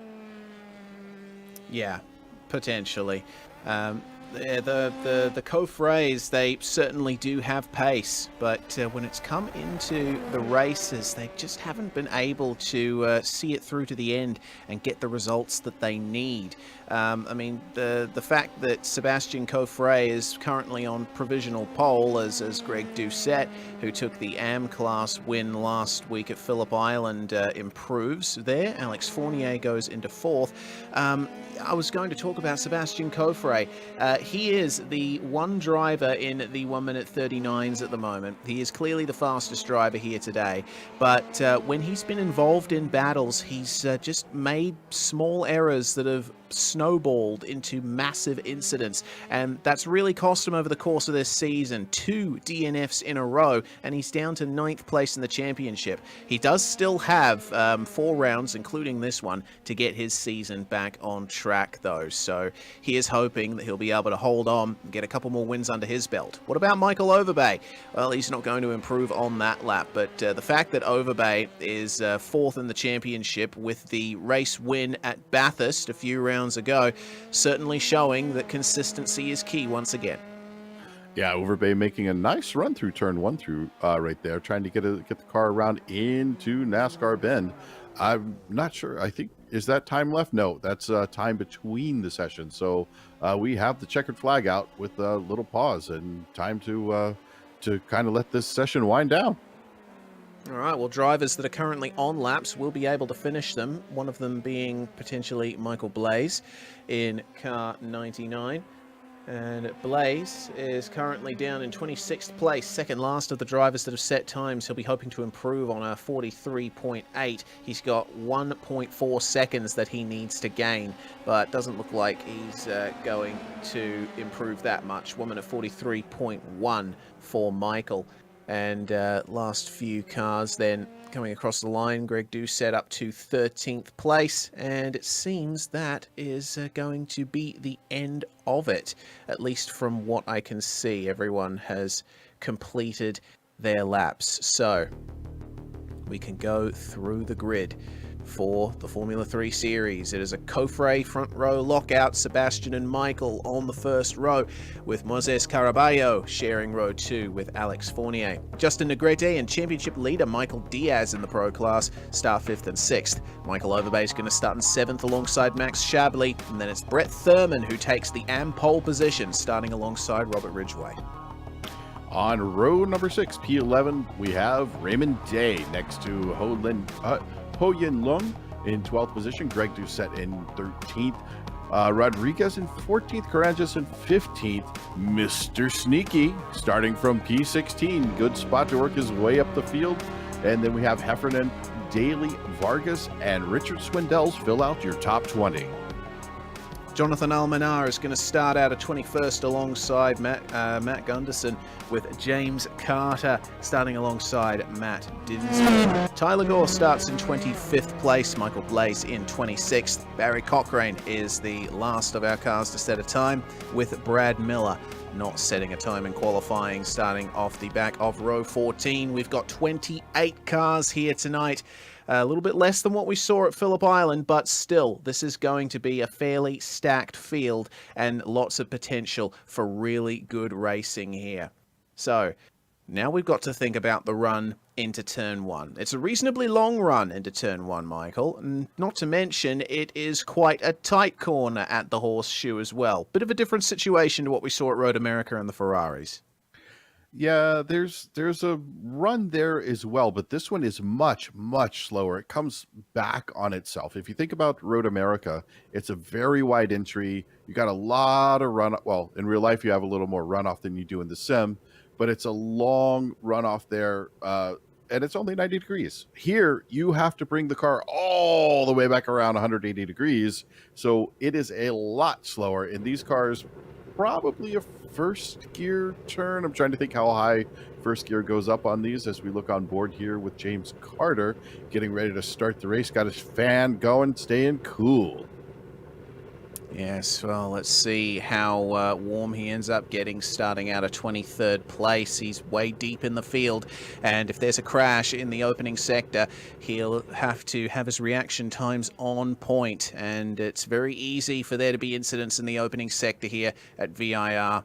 Very tight through the horseshoe, through NASCAR Bend and the left hook, and with how close the grass is, there's no tarmac runoffs here at VIR. It's a much cooler track than what we saw at Road America, 28 degrees Celsius, 82 degrees Fahrenheit with an air temp of only 23. The humidity seems okay, not much in the way of wind either, so this should be nice conditions for these cars. It's just coming up on 22 minutes past 6 p.m. virtual standard time. Let's take a look then as the revs rise. Formula 3 action in the Precision Racing League at VIR is go. And it's a pretty good start from Sebastian Coffret. Michael Coffret blinking a little bit there on the opening lap. That's not going to fill the drivers behind him with confidence as Fournier tries to defend here. He's probably going to have to make way for Moises Caraballo, who takes third place as the drivers come into turn 1, 3 wide back in the field. Does anyone not survive? We do have 2 cars off. One of them being Takeshi Kita.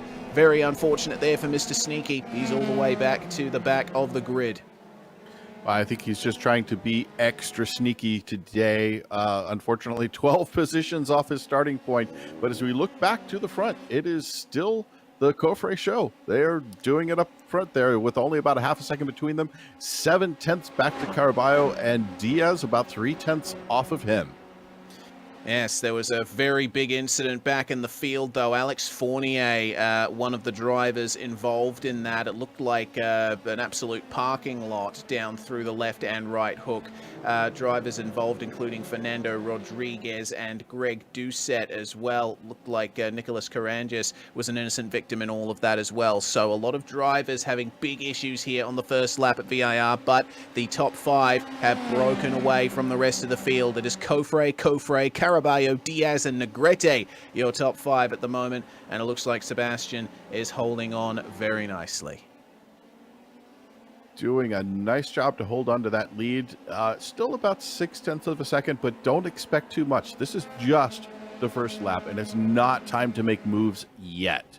You want to make sure that you get your dominant position set. You want to know where you're going to be for the fight at the end. So fighting at this point is only going to bring this field closer.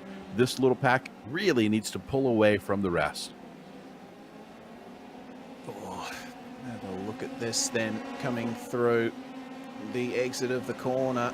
It's very close for that 5th place. Now as 3rd, it seems, working his way forward. There was a little bit of a chop and change there in terms of the top 5. This could be a run at 2nd place for Moises Caraballo. We're right on board with him as we come up to the S's. Got the 2 Coffrets up ahead, but looks to me like Michael Coffret moving into the lead now as we ride on board with Justin Negrete. He is really chasing down Michael Diaz. Those 2 Precision Racing Esports cars, they're not running as a team, so to speak, in terms of the team's championship, but they are certainly a duo that are to be reckoned with. They got a 1-2 finish at Phillip Island last week. Caraballo here in the draft of Sebastian Coffret, our pole sitter. Now, having lost the lead, could he lose 2nd place as well? Pulls out for the move, does Moises Caraballo. Gets alongside, and oh, he's going to get up the inside here. They're going to bang wheels. Oh, dear, Caraballo off the circuit, and that's going to destroy the floor of that F3 car. Yeah, I think the stewards are going to have a look at that. You've got to give racing room. And I'm not certain Coffret actually gave the racing room there. It seemed like he tried to pinch him off track just a little bit. As we watch an entry into the pit, that's going to be Caraballo trying to head in, get his car fixed. Right, let's check that out again from on board here with Caraballo. He did pull out very late and go for the move here. It looked like, Coffret was trying to cover him, and they did bang wheels on the way into roller coaster. Coffret using all of the track, but with a car still somewhat alongside you, you do have to give a little bit more racing room than that. So I think Caraballo's not going to be too happy with that. And who is that down at turn 1? We're going to take another look here at Takeshi Kita's lap 1 incident, it seems. So let's see how Mr. Sneaky was caught out. So we can see him here on your screen, starting out in 18th position, trying to come up here just to the inside, gets a little bit of overlap. Nice little pass there, but gets caught 3 wide. Oh, and now a little bumper from wheel to wheel just sends him right around. That's really frustrating. Difficult to go 3 wide there. Not impossible on the open lap or on your first lap, but that's so frustrating when that happens. Watching Fournier right there getting caught out going up into Snake from the left-hander. Yeah, that was very heavy contact, and Fournier trying to pick his way through a separate incident that happened at the same time. So now, oh dear, there's been a big change while we were looking at those replays. Sebastian Coffre has fallen down to 6th place. That means that Michael Diaz and Justin Negrete have been promoted to the podium positions. Something has gone incredibly wrong there for Sebastian, who's been trying desperately to get some good results here in the mid-season. He's now mired back in this pack for 4th on back. Chablis has moved his way up into 4th, Overbay up into 5th, and now Coffre in 6th place, having to fend off Raymond Day and Robert Ridgway. Yeah, those are some names we know. Robert Ridgway doing a great job right now. He's only about half a second off of Raymond Day at the moment, trying to work his way back up through the field. It's early in the race still. I mean, we're on lap 4. There's a lot of stuff going on. I think we may have some people being a little bit too overzealous in their movements, trying to work through this field.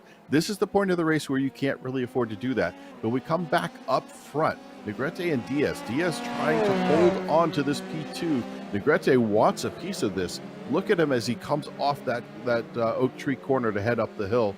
This is going to be an interesting run. Gets a nice little bit of draft, closing it up, but it's not going to be enough to get the entry to roller coaster for an overlap. But that's not where you want to do it. See how much he closes up right there as we watch coming back to Ridgway. Oh, in contact. Whoa, hello.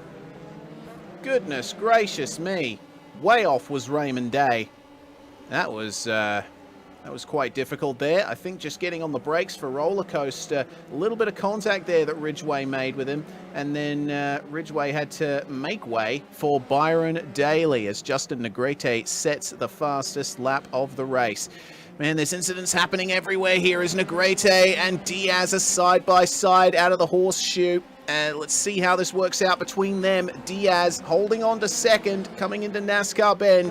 He's going to hold on for just a little bit longer here, but Negrete, he is looking very racy. I can tell you what's been going on with Sebastian Coffre, if you're wondering. Oh, big oversteer moment for Negrete. But Coffre has picked up damage from that contact a little earlier. He's actually got a little bit of right hand down in terms of going in a straight line. So he's been losing a bit of pace and just letting people go. Once he gets into a straight line, we'll be able to see. But, oh yeah, you see him on the way into South Bend there. See, have a look at that. Have a look at that. His wheels have been knocked out of alignment, so he's walking wounded right now. Yeah, really struggling to get that car around the track, keeping it on track and not into the grass here. In iRacing, the grass at this course is often called ice grass because you just touch it. Sometimes it actually reaches out and grabs you. As you're watching a pass attempt, this is Ridgway coming back up, trying to get up to the inside, holding on the outside to get around. Ooh, tough place to pass, but definitely makes for some exciting racing tonight. Yeah, Byron Daly is having a bit of trouble here, keeping Robert Ridgway behind him. They got Sebastian Coffre just up ahead of them as well, who, as we've highlighted, has damage, and he's down on straight line speed as well. He's just going to let them go on the way into turn 1. I think all that Coffre can hope for here is to get to the finish. Riding on board with Ho Yin Lung as he's at the back of this battle. It's side by side between Daly and Ridgway, and it's pretty much what we saw between Diaz and Negrete earlier on last lap. Oh, Ridgway. Oh, did they bang wheels? It was very close, but Daly has to lose out a little bit there. He's hoping to keep Brett Thurman behind him now. Yeah, and if we look a little bit farther back behind Coffre, we've got Richard Swindells, who in just that exchange has made up 0.2 of a second. Swindell's trying to close this up. I think by about 2 laps, we're going to see Swindell's right up on Sebastian Coffre. Coffre's damage just too much to overcome for this race. He may end up getting frustrated and just pack it in. But I got to say, keep on track. Every point matters. So even if you're only getting 2 or 3 points or 10 points or however many, take every point you can get because you don't know what's going to happen down the line. Oh, wow. This is once again chaotic action that Formula 3 has turned up. And yeah, I completely agree, Michael. It's every single point counting. And if you complete a certain percentage of the race, then you will earn points. It's all about just making it as far into the race as you possibly can to qualify for those points. And then you'll be able to pull over if that's what you want to do. Move coming up here, though. Brett Thurman having to keep Ho Yin Lung behind him on the outside into the horseshoe. Lung on the racing line has a little bit more grip due to the rubber being put down, but inside for Brett Thurman will work out in his favor for the time being. Almost going defensive again into NASCAR Bend, but it looks like, oh my goodness! Well, Ooh, there you go. That's contact. That's big contact, and that's going to promote 2 people from behind because both of those cars have big damage. Hodlin Young, major wing damage on the front there. Let's take a look at the GSRC replay. Coming around, trying to put a little bit of pressure on him by holding that outside position, sitting on the line in the rubber, as you mentioned, coming through the horseshoe, puts the power down as we watch the 69 there go a little bit wide, mildly defensive, goes into the braking zone, and then boom. That's really frustrating. You got to watch what's going on in front. I think what we were watching there was reaction to the 2 cars in front of him, and Ho Lin Young should have been paying attention to what was going on a little bit farther ahead. But, you know, it happens. You get kind of sucked into what's going on right in front of you. Yeah, that's a big shame there for Ho Yin Lung. Meanwhile, Sebastian Coffre is going to lose yet another place here to Richard Swindells, who is now the AM class leader in the midst of all of the chaos that has gone on. So it looks to me like if as long as Coffre can make it to about 75% of the way through, then he should be good for points. But man, he's going to be very disappointed with how things have gone here today. I think Moises Caraballo will be more disappointed, though, because he's a confirmed retirement and he's not going to be getting any points today as we check out James Carter and Colin Heffernan. Carter following his teammate here through roller coaster and then down into hog pen. Have a look at the focus on Carter's face. You really have to be right on it every single corner here at VIR. There's a reason this place is called America's Nürburgring. Oh, absolutely. It's not just because you have the beautiful green grass and rolling hills and just surprises at every corner. It's gorgeous. I mean, I go to the Nürburgring and I love just like driving it. It doesn't matter what's going on. I'm not trying to race necessarily, just for the they call it the Touristenfahrt, or the tourist drive. You go out and you can kind of have fun. Now you got to watch out for what's going on behind you, but it's still fun, even if you're not trying to go completely bonkers and set a world record lap time. Well, a little bit of more space there for Colin Heffernan now as the battle for second continues. Michael Diaz holding on from Justin Negrete. They're starting to come up to some lap traffic, and Michael Coffre was on the blower talking about blue flags when he was coming up to Greg Doucette, but was still quite a ways back when he was, so I think it might have been just a little bit too early to be talking about blue flags there. That said, these being open wheelers, you can get affected by dirty air from quite a ways back. It's not as pronounced in these Formula 3 cars, but it does still happen, especially around a track like this. So that might be what Michael Coffre was thinking about. And it'll be what Michael Diaz is thinking about here as well, as he's allowing Justin Negrete to close in on him through this slow first sector of the track. Got to get the exit right through Snake. It's flat out through these corners, but man, it is so hard to keep the car off the grass. They will pick up a little bit of slipstream off Greg Doucette here. Oh dear, that's a problem there for Max Chablis. He was running in 5th and now down to 7th. Yeah, it's a tough little section there. You have to have your timing perfect when you're going through that section. You've got to absolutely nail it. So when you're coming up through the snake section, yes, it is pedal to the metal. Right there as you watch coming through here, gets the power down, gets a little wiggly going into the last part of snake, and that causes the car to come around. Really bad spot for it too for the people who are following him. Yeah, just caught the gravel, did Max Chablis, and it's exactly what I was talking about just before. You go a bit too far beyond those curbs, the car will catch the grass or the gravel, get unsettled, and away you go. So Chablis is now down into 7th with Richard Swindells behind him. Swindells continuing to hold on to that AM-class lead and one of the biggest gainers in the field. He is up 12 positions. The same can be said for Byron Daly. The most positions gained, though, Brad Miller, who, don't forget, didn't qualify. There's Negrete coming up the inside of Michael Diaz at turn 1. Is he going to get it done? Very nice move there. Goes a bit deep and manages to keep the position. Fantastic stuff there. So second place now belongs to Justin Negrete, who is working his way forward in the championship as well. He's one of those drivers who has just kept it on track and kept it consistent. Here we go then, number 28, Sebastian Coffret in the pits now. He's going to get that damage repaired, I believe. Oh, he didn't quite line it up, though, in the box. Ho Yin Lung is going to join him in the pit lane. But now I think Mr. Coffret here can be spending quite a bit of time getting that suspension repaired. Yeah, as we just watched Ho Yin Lung go past him in the pit lane there. But you know, there's some other racing going on here. There's a lot of close stuff. Not to mention anyone in particular, but Mr. Sneaky. Look where he is. He's up to P12 from last on the first lap.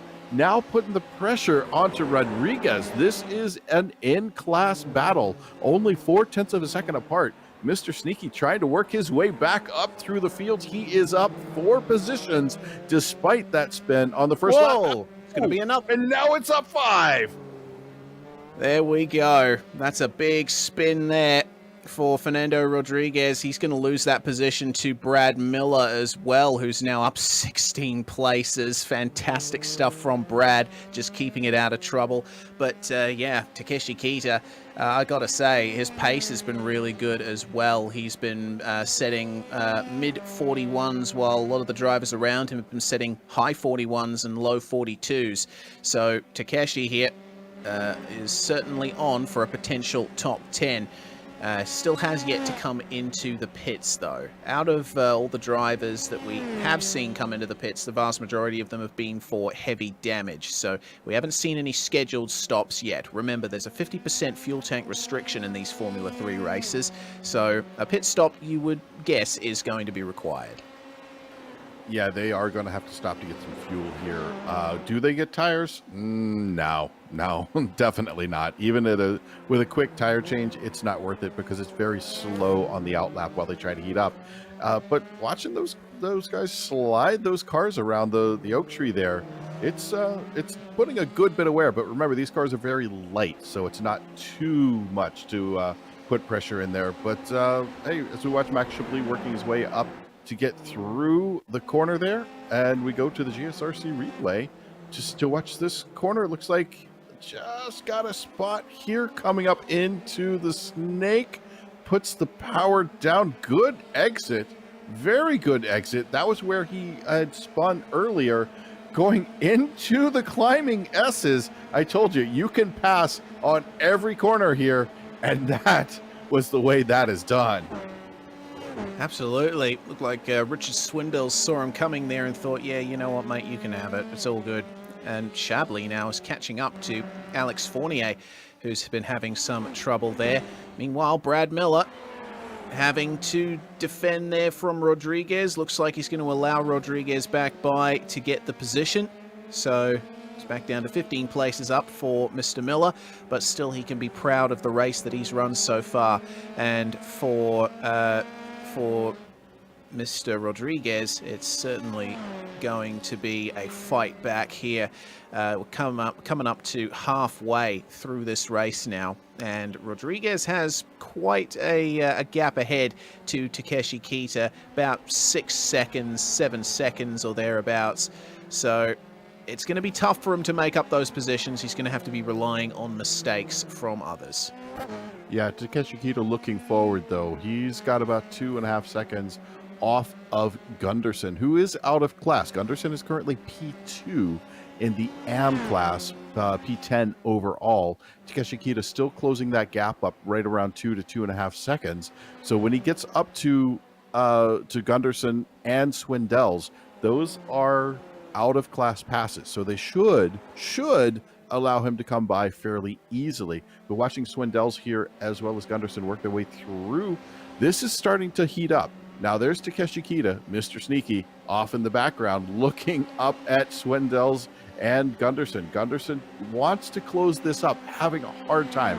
I've been watching this race for the happen for the past couple of laps. When they come up that back hill, he is able to close up just a bit, but I think Swindells has a little bit better exit coming out of the hog pen. So let's watch here. There's about 0.6 of a second between them coming into hog pen. Now they put the power down to come out of hog pen and trying to open it up just a little bit. It's back to over a second between them. Swindells able to hold on to it as Takeshi Kita goes flying by the start-finish stand.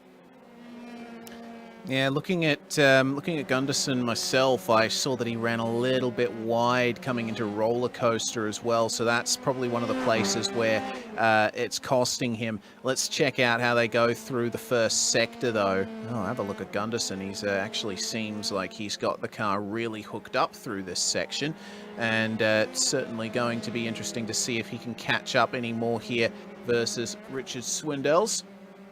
142.7 on the last lap for Swindells, 142.5 for Gunderson. So Gunderson does have the pace. He does have the pace, but I think Swindells is possibly waiting just a little bit. He's trying to bide his time, doesn't want to overdrive his tires. Watch as he comes through. See, they could have used a little bit more of that curbing on the outside there, but look how much Gunderson has closed up. That is starting to get tight. It is now a real race. Only 3/4 of a second between the two. That's not much as we come up the back stretch into the roller coaster. Something could be happening very soon here unless Gunderson outbrakes himself going into roller coaster again. Well, let's see how they go. Just catching the curb, and both of them hook up the apex very nicely. So Gunderson starting to make his way forward. Swindells just dipping a couple of wheels into the gravel.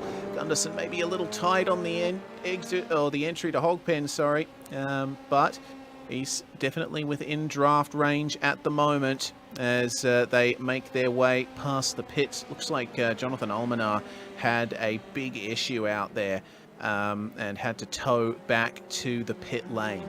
But we'll keep an eye on this battle for the time being. It's looking quite interesting coming into this first sector. This is one of the places where Gunderson really started making up time. Meanwhile, Max Chablis now right on the back of Alex Fournier, who is a driver who we would think is in contention for the championship lead. Not so at this stage. Have a look at the run that Chablis has. He's going to do exactly what he did to Swindells, or maybe not. Fournier's going to try and defend here as Chablis goes off the circuit through the climbing S's. That could have been disastrous.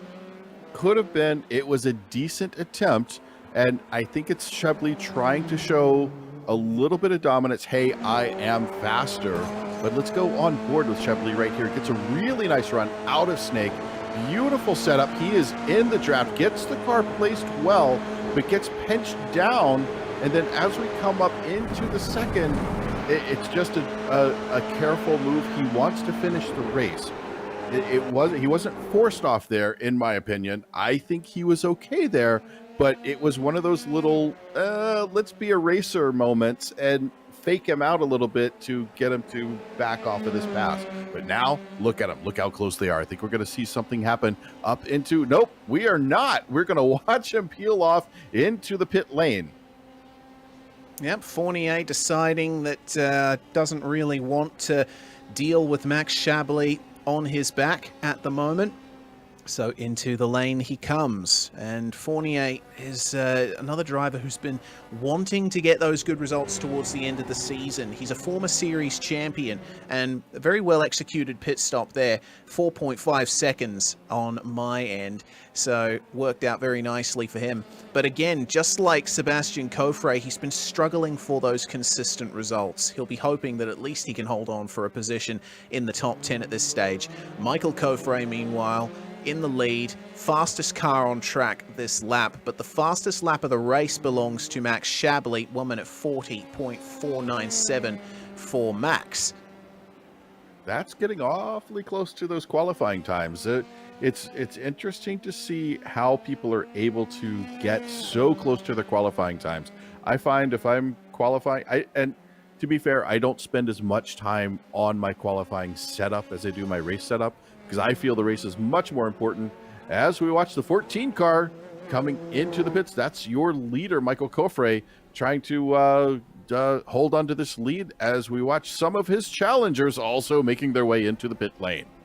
Yes, Negrete and Diaz enter behind him, second and third. Robert Ridgway is going to come in from fourth. It looks like these drivers have stretched out the tank as much as they can. Michael Overbay, though, is going to stay out, and Coffret is going to just lose the lead there to Overbay. We'll have to wait and see where Overbay stacks up when he comes into the lane, which should be in the next couple of laps at least. Let's see then. With a very quick pit stop for Coffret, Diaz, and Negrete. Max Chablis makes his way into the lane. It was a couple of tenths slower there for Max Chablis, but out of that group, it looked like Negrete had the slowest stop, as there is Fournier and Miller. Miller still has yet to come into the lane himself. So it looks like Fournier getting it done there. And what's he going to do here versus Max Chablis? These guys were coming together just before. Chablis has gotten the position over Fournier through the pits. Indeed he has, but we've got a lot of activity going on here. I am trying to figure out what to follow, because I see positions changing, and not from the pits, not from people being in the pit lane. I just watched, I think it was Gunderson pass 2 people. Is that what happened? I think he went around Takeshi Kita and Swindells in turn 1? Let's take a look at the GSRC replay. This was on my side monitor, and I watched him flash through here. This is insane. Look at it, offline in the marbles, gets around Mr. Sneaky. I think we're going to have to change Mr. Sneaky from Takeshi Kita to Gunderson, because that move was brilliant. That is the move of the race for me right there. That's fantastic. He took advantage of Swindells and Kita making their way out of the pit lane, less velocity down the front stretch, and thinking, okay, you know what, outside line, I'll pick up the throttle a little earlier and get that position. Kita snuck through on Swindells there as well, just behind, but what a great move there from Gunderson. Wow, it just makes me giggle every once in a while. And when I'm doing coaching for people, I ask them 3 questions. The third of those 3 questions is, what was the moment in the session that made you giggle? And that's one of those type moves that you watch that just makes you giggle. I love watching stuff like that. Beautifully timed, well raced on all 3 of their parts. So everybody did exactly what they were supposed to do right there. And now we are back with Gunderson. Looks like Kita is back around him. Yeah, really good racing. I love watching stuff like that. As do I. Shows that even at a historic, reasonably narrow track like VIR, you can still get excellent side-by-side racing. Have a look at this, though. Diaz and Negrete coming up on a lapped car who's going to pull over to let them by, but they say, okay, all right, you're going to pull over. We're going to stick here and get ourselves some slipstream off you. That's Greg Doucette, who lifts off to let Diaz go.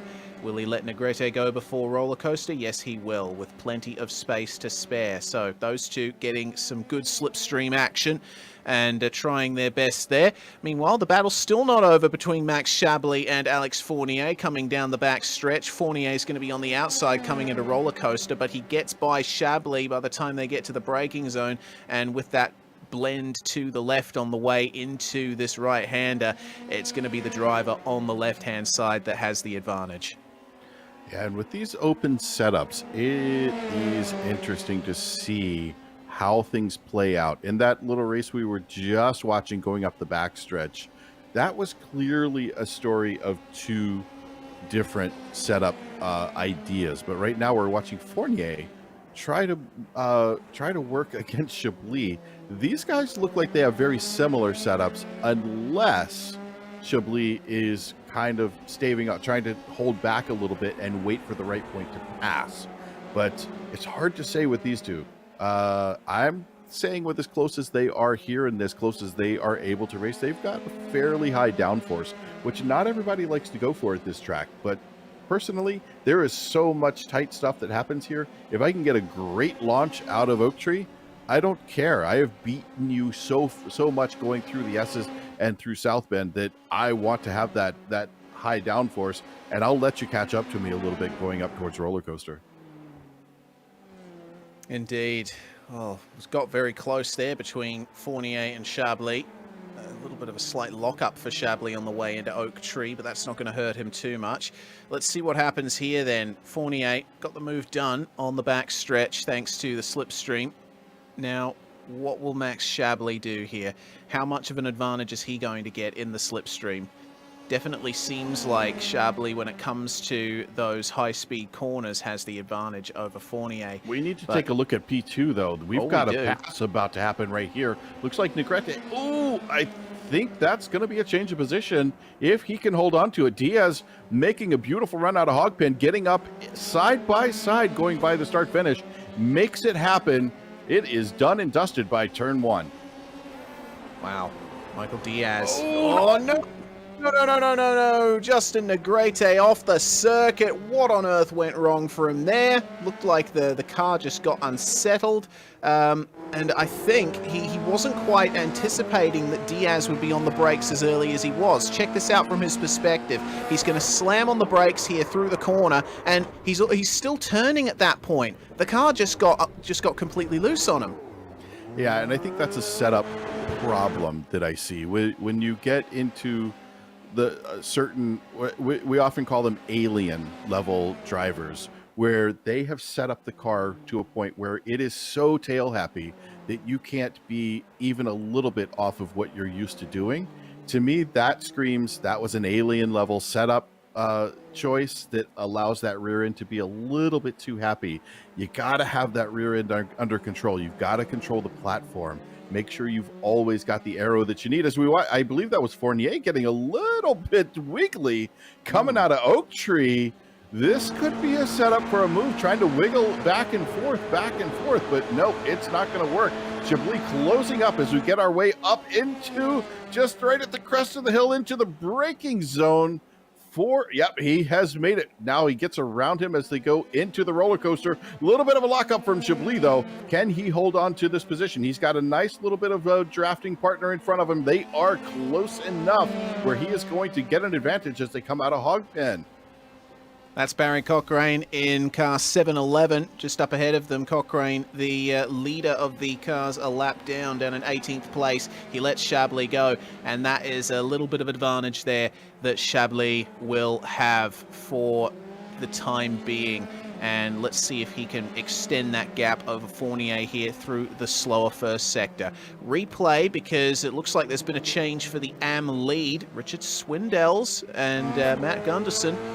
Have a look at that. Gunderson got very wide off the exit of Oak Tree, and that loss of momentum allowed Swindells to just sweep by him. Yeah, Swindells doing a nice job keeping control of the car coming out of Oak Tree. But side by side, it is still kind of a race at this point as they go into the braking zone up in there. But Swindells in the better position, able to bring the car over. A little bit of a tire lock up there. Not too much to worry about. But it is still a tight race. They are only about 3/10 apart. This race is still on with 4 laps to go. Gunderson has the draft on Swindells coming through the climbing S's. What about South Bend? Looked like Gunderson didn't take quite as much as Richard Swindells catches the curb. Well, Michael, you have said in the past that drivers could afford to use a bit more of the curb. I think that's the reason why most of them haven't been doing that. Yeah, I fear we may be having a little bit excessive commentator's curse, because this is the second time in a row we've been focusing on someone and a spin occurred. Richard, I apologize, my friend. Richard and I have raced dozens of races together. He's a brilliant driver. I love going door to door with him, and I hate seeing when something like that happens. Oh, that was a heck of a snap, though. Did you see that? It was just instant. It was like the car just bottomed out, and in like an instant, like a tenth of a second, it was going forward, then it was going sideways. Poor Richard Swindells, his car is destroyed. The entire front end and left-hand side have been torn off. That's a big shame as we move through then to check out the number 14 of Michael Coffray, making his way through on more lapped traffic. That was Nick Karangis who let him go there. He's going to be coming up to James Carter shortly, Michael. I want to take a look. Let's take a look on the replay here from behind. This is going to be from Gunderson as they come up into the corner. We'll get a quick jump to slow-mo as they come up into the S's here, or sorry, to South Bend. There it is, right as he went into the corner. He had oversteer on entry. That rear end got out from him. He may have overworked those rear tires on the attempt to get past Gunderson, and then wanted to open it up, which is the right thing to do, because once you pass somebody, you got to break their will immediately, and that took him out. Although Gunderson is now off. Gunderson is off, and that's gonna put, well, nope, I don't know if that's for position. Nope, it is Ho Yin Lung. Ho Yin Lung is now in the lead of the AM class, P10 overall. It looks to me like Gunderson just spun up the rears coming out of Oak Tree and lost a great deal of momentum from that. So now back into second place in the AM class and getting chased down by the Pro class, Fernando Rodriguez. And wow, Lung has a massive lead. He's just coming across the start-finish line as these guys have come up to the pit entry. And, well, with just 2 laps to go for our race leader, Michael Coffray, looks like Lung might just have that in the bag, but I don't want to commentators curse anyone more than we have tonight. Coming up to the white flag then for Michael Coffray here. It's been a very good race for Michael, and it's still not over between Max Chablis and Alex Fournier for 7th place. Chablis has made it back up into the position he started in. Fournier 3 places down from where he started. Let's see how close Chablis gets here. Another slight lock-up on the way into Oak Tree. Chablis needs to sort out those brakes, and he also needs to sort out staying on the tarmac as well. He's not going to draft Fournier like that. Yeah, it's you got to get the power down on the tarmac. It doesn't do a whole lot of good on the grass. This is the unloved ice grass as we watch Michael Coffray in P1 on his final lap going through turn 1. He's got an 11-second gap. He can afford to do what we saw in the previous race with the Ferraris. He can afford to pull back just a little bit, but not too much. You don't want to lose your groove. You need to stay in that timing as you work through that last lap. But now we're taking a little bit of a look here at, I think this is P2 and P3. That's Diaz and Ridgway. This could be something by the end of the race. Ridgway is known to pull these last-minute surprises. Get on it and just fly on these last laps as he seems to be closing up right now onto Diaz. Yeah, he certainly is. Took 5/10 out of Michael Diaz on the last lap. So Ridgway certainly with the pace here on the final lap of the race, and certainly took advantage of the mistake that Justin Negrete made when he was running behind Diaz and moved up into 3rd place. Could it be 2nd? It's a nice exit for both of them out of Oak Tree, but I think might be a bit too far back to make the draft work for a move into roller coaster. Going to have to hope for a miracle coming into hog pen. But up ahead, Michael Coffray. Last couple of corners here for the number 14. Fantastic performance here. Started in second, took advantage of errors from drivers around him, and is going to come home with victory here at Virginia International Raceway. And it looks like Michael Diaz has done just enough to keep Robert Ridgway behind him. Is going to hold on for another second place, and that should be a great consolidation for his championship lead. Yeah, Ridgway closing that down to just 0.4 of a second at the end of the race there, doing a beautiful job to close things up, but not quite enough to make the pass at the end. As we go back to Fournier, this is Fournier trying to hold on to P7, shoots back to the outside. Can he hold on to it? Max Chablis, 0.083 seconds behind Fournier. Fournier takes 7th, Chablis takes 8th. Well, good stuff. Good defense there as Rodriguez comes around to finish in 11th. Just up ahead of him, Ho Yin Lung takes the AM class victory. And that's going to be a very good performance there for Ho Yin Lung. Going to be very happy with that. Didn't feel for the majority of the race like he was going to be able to do that. But mistakes from the other AM leaders were able to give him that. And that's going to be our field done and sorted. So let's go through our break here at the Global Sim Racing channel. When we come back, we will have our official results and interviews with our top 3. Hey there, I'm Nicholas Dubois, co-founder of Advanced Sim Racing. We are a Canadian company. So what we did here today is for a real petrol head. He's really passionate about cars, as you can see behind me. We did a turnkey solution for him based on his needs. We try to gather as much information as we can on our client. And like we did today, we install a D-Box system. We install ultra-wide cube control steering wheel. We try to provide the best quality for your budget. So let's say if you want a budget of 10 grand, we're gonna give you something that's the best for 10 grand. If you want 20 grand, then we always try to stay within your boundaries. We do try to make it as easy as possible. So the client, once we install everything, it's pretty much gonna be a turnkey. So he's gonna press start on his computer, and right after we'll try to explain everything, how it goes, how it works, and then he's ready to go. Our aluminum is from USA, treated in Canada, cut in Canada. So we do sand all our aluminum piece just to make sure the powder coat sticks to it. And that's one of the reasons why we use powder coat, is to make sure you have the best aluminum finish in the industry. And our quality is beyond what you can get with any other competitors right now. We are really, really passionate about all the gear, all the cockpits, all the sim hardware. And that's why we want to create something that's really gonna reflect our passion into our product. Come visit us at advancedsimracing.com.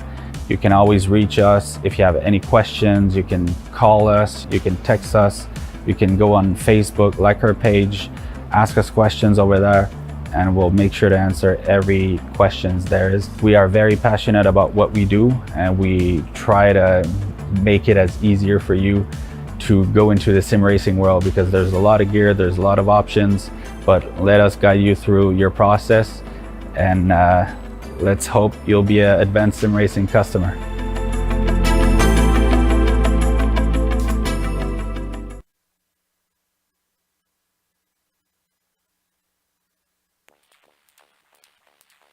Well, yet another interesting, chaotic race in the PRL Formula 3 Series here at Virginia International Raceway. It was won by Michael Coffray, who started from second place. Michael Diaz, well, qualifying didn't go as well for him as he would have thought. 6th place, but made it into second at the end. Should hold on to the championship lead from that. Robert Ridgway making great advantage of a late mistake from Justin Negrete to move into third. Byron Daly and Justin Negrete round out the top 5. 5. Another top 5 place for Byron Daly. He'll be happy with that. Michael Overbay finishes in 6th place. Alex Fournier could have been 4th, maybe a podium, but lap 1 did not go his way. He has to settle for 7th, though he did beat out Max Shabley. Takeshi Kita sneaks into 9th place, and then it's Ho Yin Lung who takes the M-Class victory in 10th overall. In P11, it's the number 12 with Rodriguez, 58 seconds back. Gunderson right behind there, taking P2 in the AM class, P12 overall. Heffernan right behind him. And then Miller, Carter, Thurman, Cochran, Densmore, Greg Doucette 3 laps down after an early incident, and Richard Swindell's 4 laps down with that heartbreaking spin out of first place. That is a big shame there. 21st place is going to be Nicholas Karangis, with Jonathan Almanar retiring from the race there in 22nd. Sebastian Coffray also retiring. Our pole sitter picking up damage early on with contact there with Moises Caraballo. Michael Blaise and Raymond Day split them, and Caraballo classified 26th. Manuel Vargas is going to be classified 27th, and Tyler Gore unfortunately out on lap 1. A big shame there for many drivers here tonight, but for Michael Diaz, our 2nd place finisher, it's going to be certainly the opposite of that. Welcome once again, Michael Diaz, and congratulations on your podium. Another strong finish for you. Hey guys, yeah, definitely. I barely know. I just finished the race and I still don't know this track well. So considering where I started, I was lucky to start there even, and the P2 in the race is like a win for me. Yeah, indeed. It's goodness me, it's a very difficult track here at VIR, isn't it? What did you find the most difficult about this track? That last sector was killing me, man. Like I had no confidence through there. I don't know what I was doing. Everything just blind, and just hope for the best every time I go through. Well, either way, this is going to be a good race for your championship lead. Another 2nd place with your closest rivals falling by the wayside, and a bit more of a gap between you and Justin Negrete now going into the last 3 rounds. Yeah, absolutely. These guys, they just keep making mistakes, which is lucky for me. Especially today, I was so far off the pace. So yeah, I just think I'll just try to keep it consistent every race week, and hope for the best at the end of the championship. Well, congratulations once again, Michael. Before we let you go, anyone you'd like to thank for your 2nd place? My boys at PRL, Alexander Walters for being there for spotting, and my team in Moises Caraballo. Well, an excellent job for Michael Diaz here at a track he was unfamiliar with. 2nd place is one he's certainly going to be happy with, and 3rd place is something that Robert Ridgway is certainly going to be happy with. Robert is stood by with Michael Johnson. Indeed he is. So Robert, P3 at the end of the day, that is 7 positions up from where you started. I'm guessing not exactly where you thought you'd end the day, considering where you started it. Man, who knows in Virginia? I got a setup that I feel like it ages like a fine wine, so it's a good setup for this track. And then, man, it's attrition out here, so definitely happy to go from 10th to 3rd. I'll take that any day. Yeah, it's always good to move your way through the field, regardless of how it happens, even if it's other people's incidents. You know, when you got a good setup, like you mentioned, it makes all the difference in the world. Now, there are a couple of different ways you can go with this track. You can go for I want that massive speed down the couple of long straightaways, or I need the stability to come off the corner and really nail it through the tight sections. Which way did you go today? Oh, my setup's an interesting one. It's a bit of oversteer, but it's kind of easy on the diff. So you could be sort of heavy-footed on the gas, and I don't know, it just works out. So you mess with stuff, you try to be methodical, but sometimes you click the right buttons and things work out. But you know, most of it's just driving the car and trying to keep it on track and figure out how hard you can push. We can all push hard, but it's like, how hard can you push, you know? Absolutely. Yeah, I've driven this track many times. It's actually the home track of one of the teams I race for, so I know it very well. But in real life, we don't have ice grass like you do in iRacing. and we just watched you take 2 corners where you were flirting with the ice grass. Did you have any hairy moments that you felt like you were maybe a little bit too close to it? Well, man, not at all, man. I'm up here in Chicago, so we Oh, so used you're to used to that. driving in ice. That's no Yeah, big yeah, deal. yeah. You just touch it a little bit. You just don't what's Mr. Swale Almeida say? He's like light hands. So Light you, hands. you gotta have them light hands and chill out on the throttle. Just like 10-15%. Take it back a little bit. It'll be okay. Yeah, it'll be fine. You got it. You got it held in there pretty well. So no worries with a little bit of ice grass. So for today's P3, you got to have people to thank. Who is the top of your list? Well, for sure, family first, the wife, the kids, big shout out to them, all love.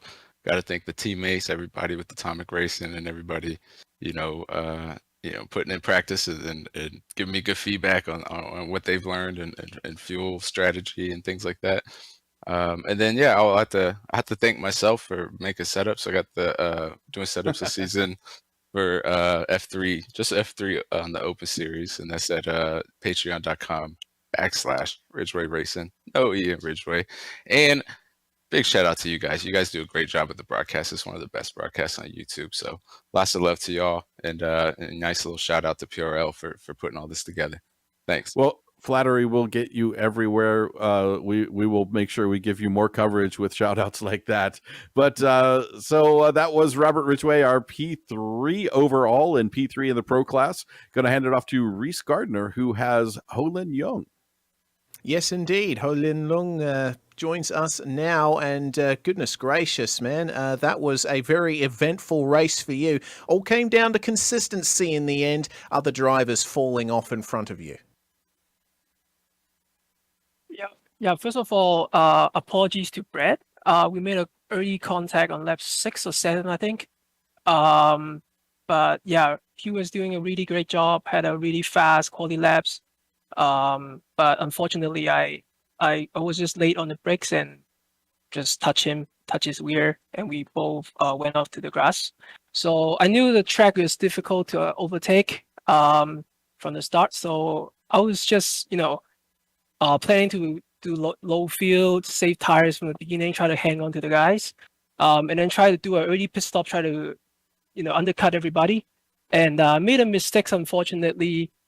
Spun at a corner, so dropped into 4th. But I got the pace and just drive consistently with a little luck at the end. So got this first win of the season. It's great. First win for you indeed, and that will certainly help you out in terms of the championship. Just talk us through your lap 1 meanwhile, because you were right in the thick of it, and there were incidents going on all around you. I'm reviewing your lap 1 myself on my end, and I'm amazed that you didn't get involved in one of those crashes. Yeah, there was a little drama in the front. I was just, paying attention to my surrounding, trying to not crash into anybody. Try to slow down, get into a position where I won't touching with the other cars. And luck is always a big part in racing, and I was just lucky today. Well, lucky you were, and you come home with the victory. So who do you have to thank for it?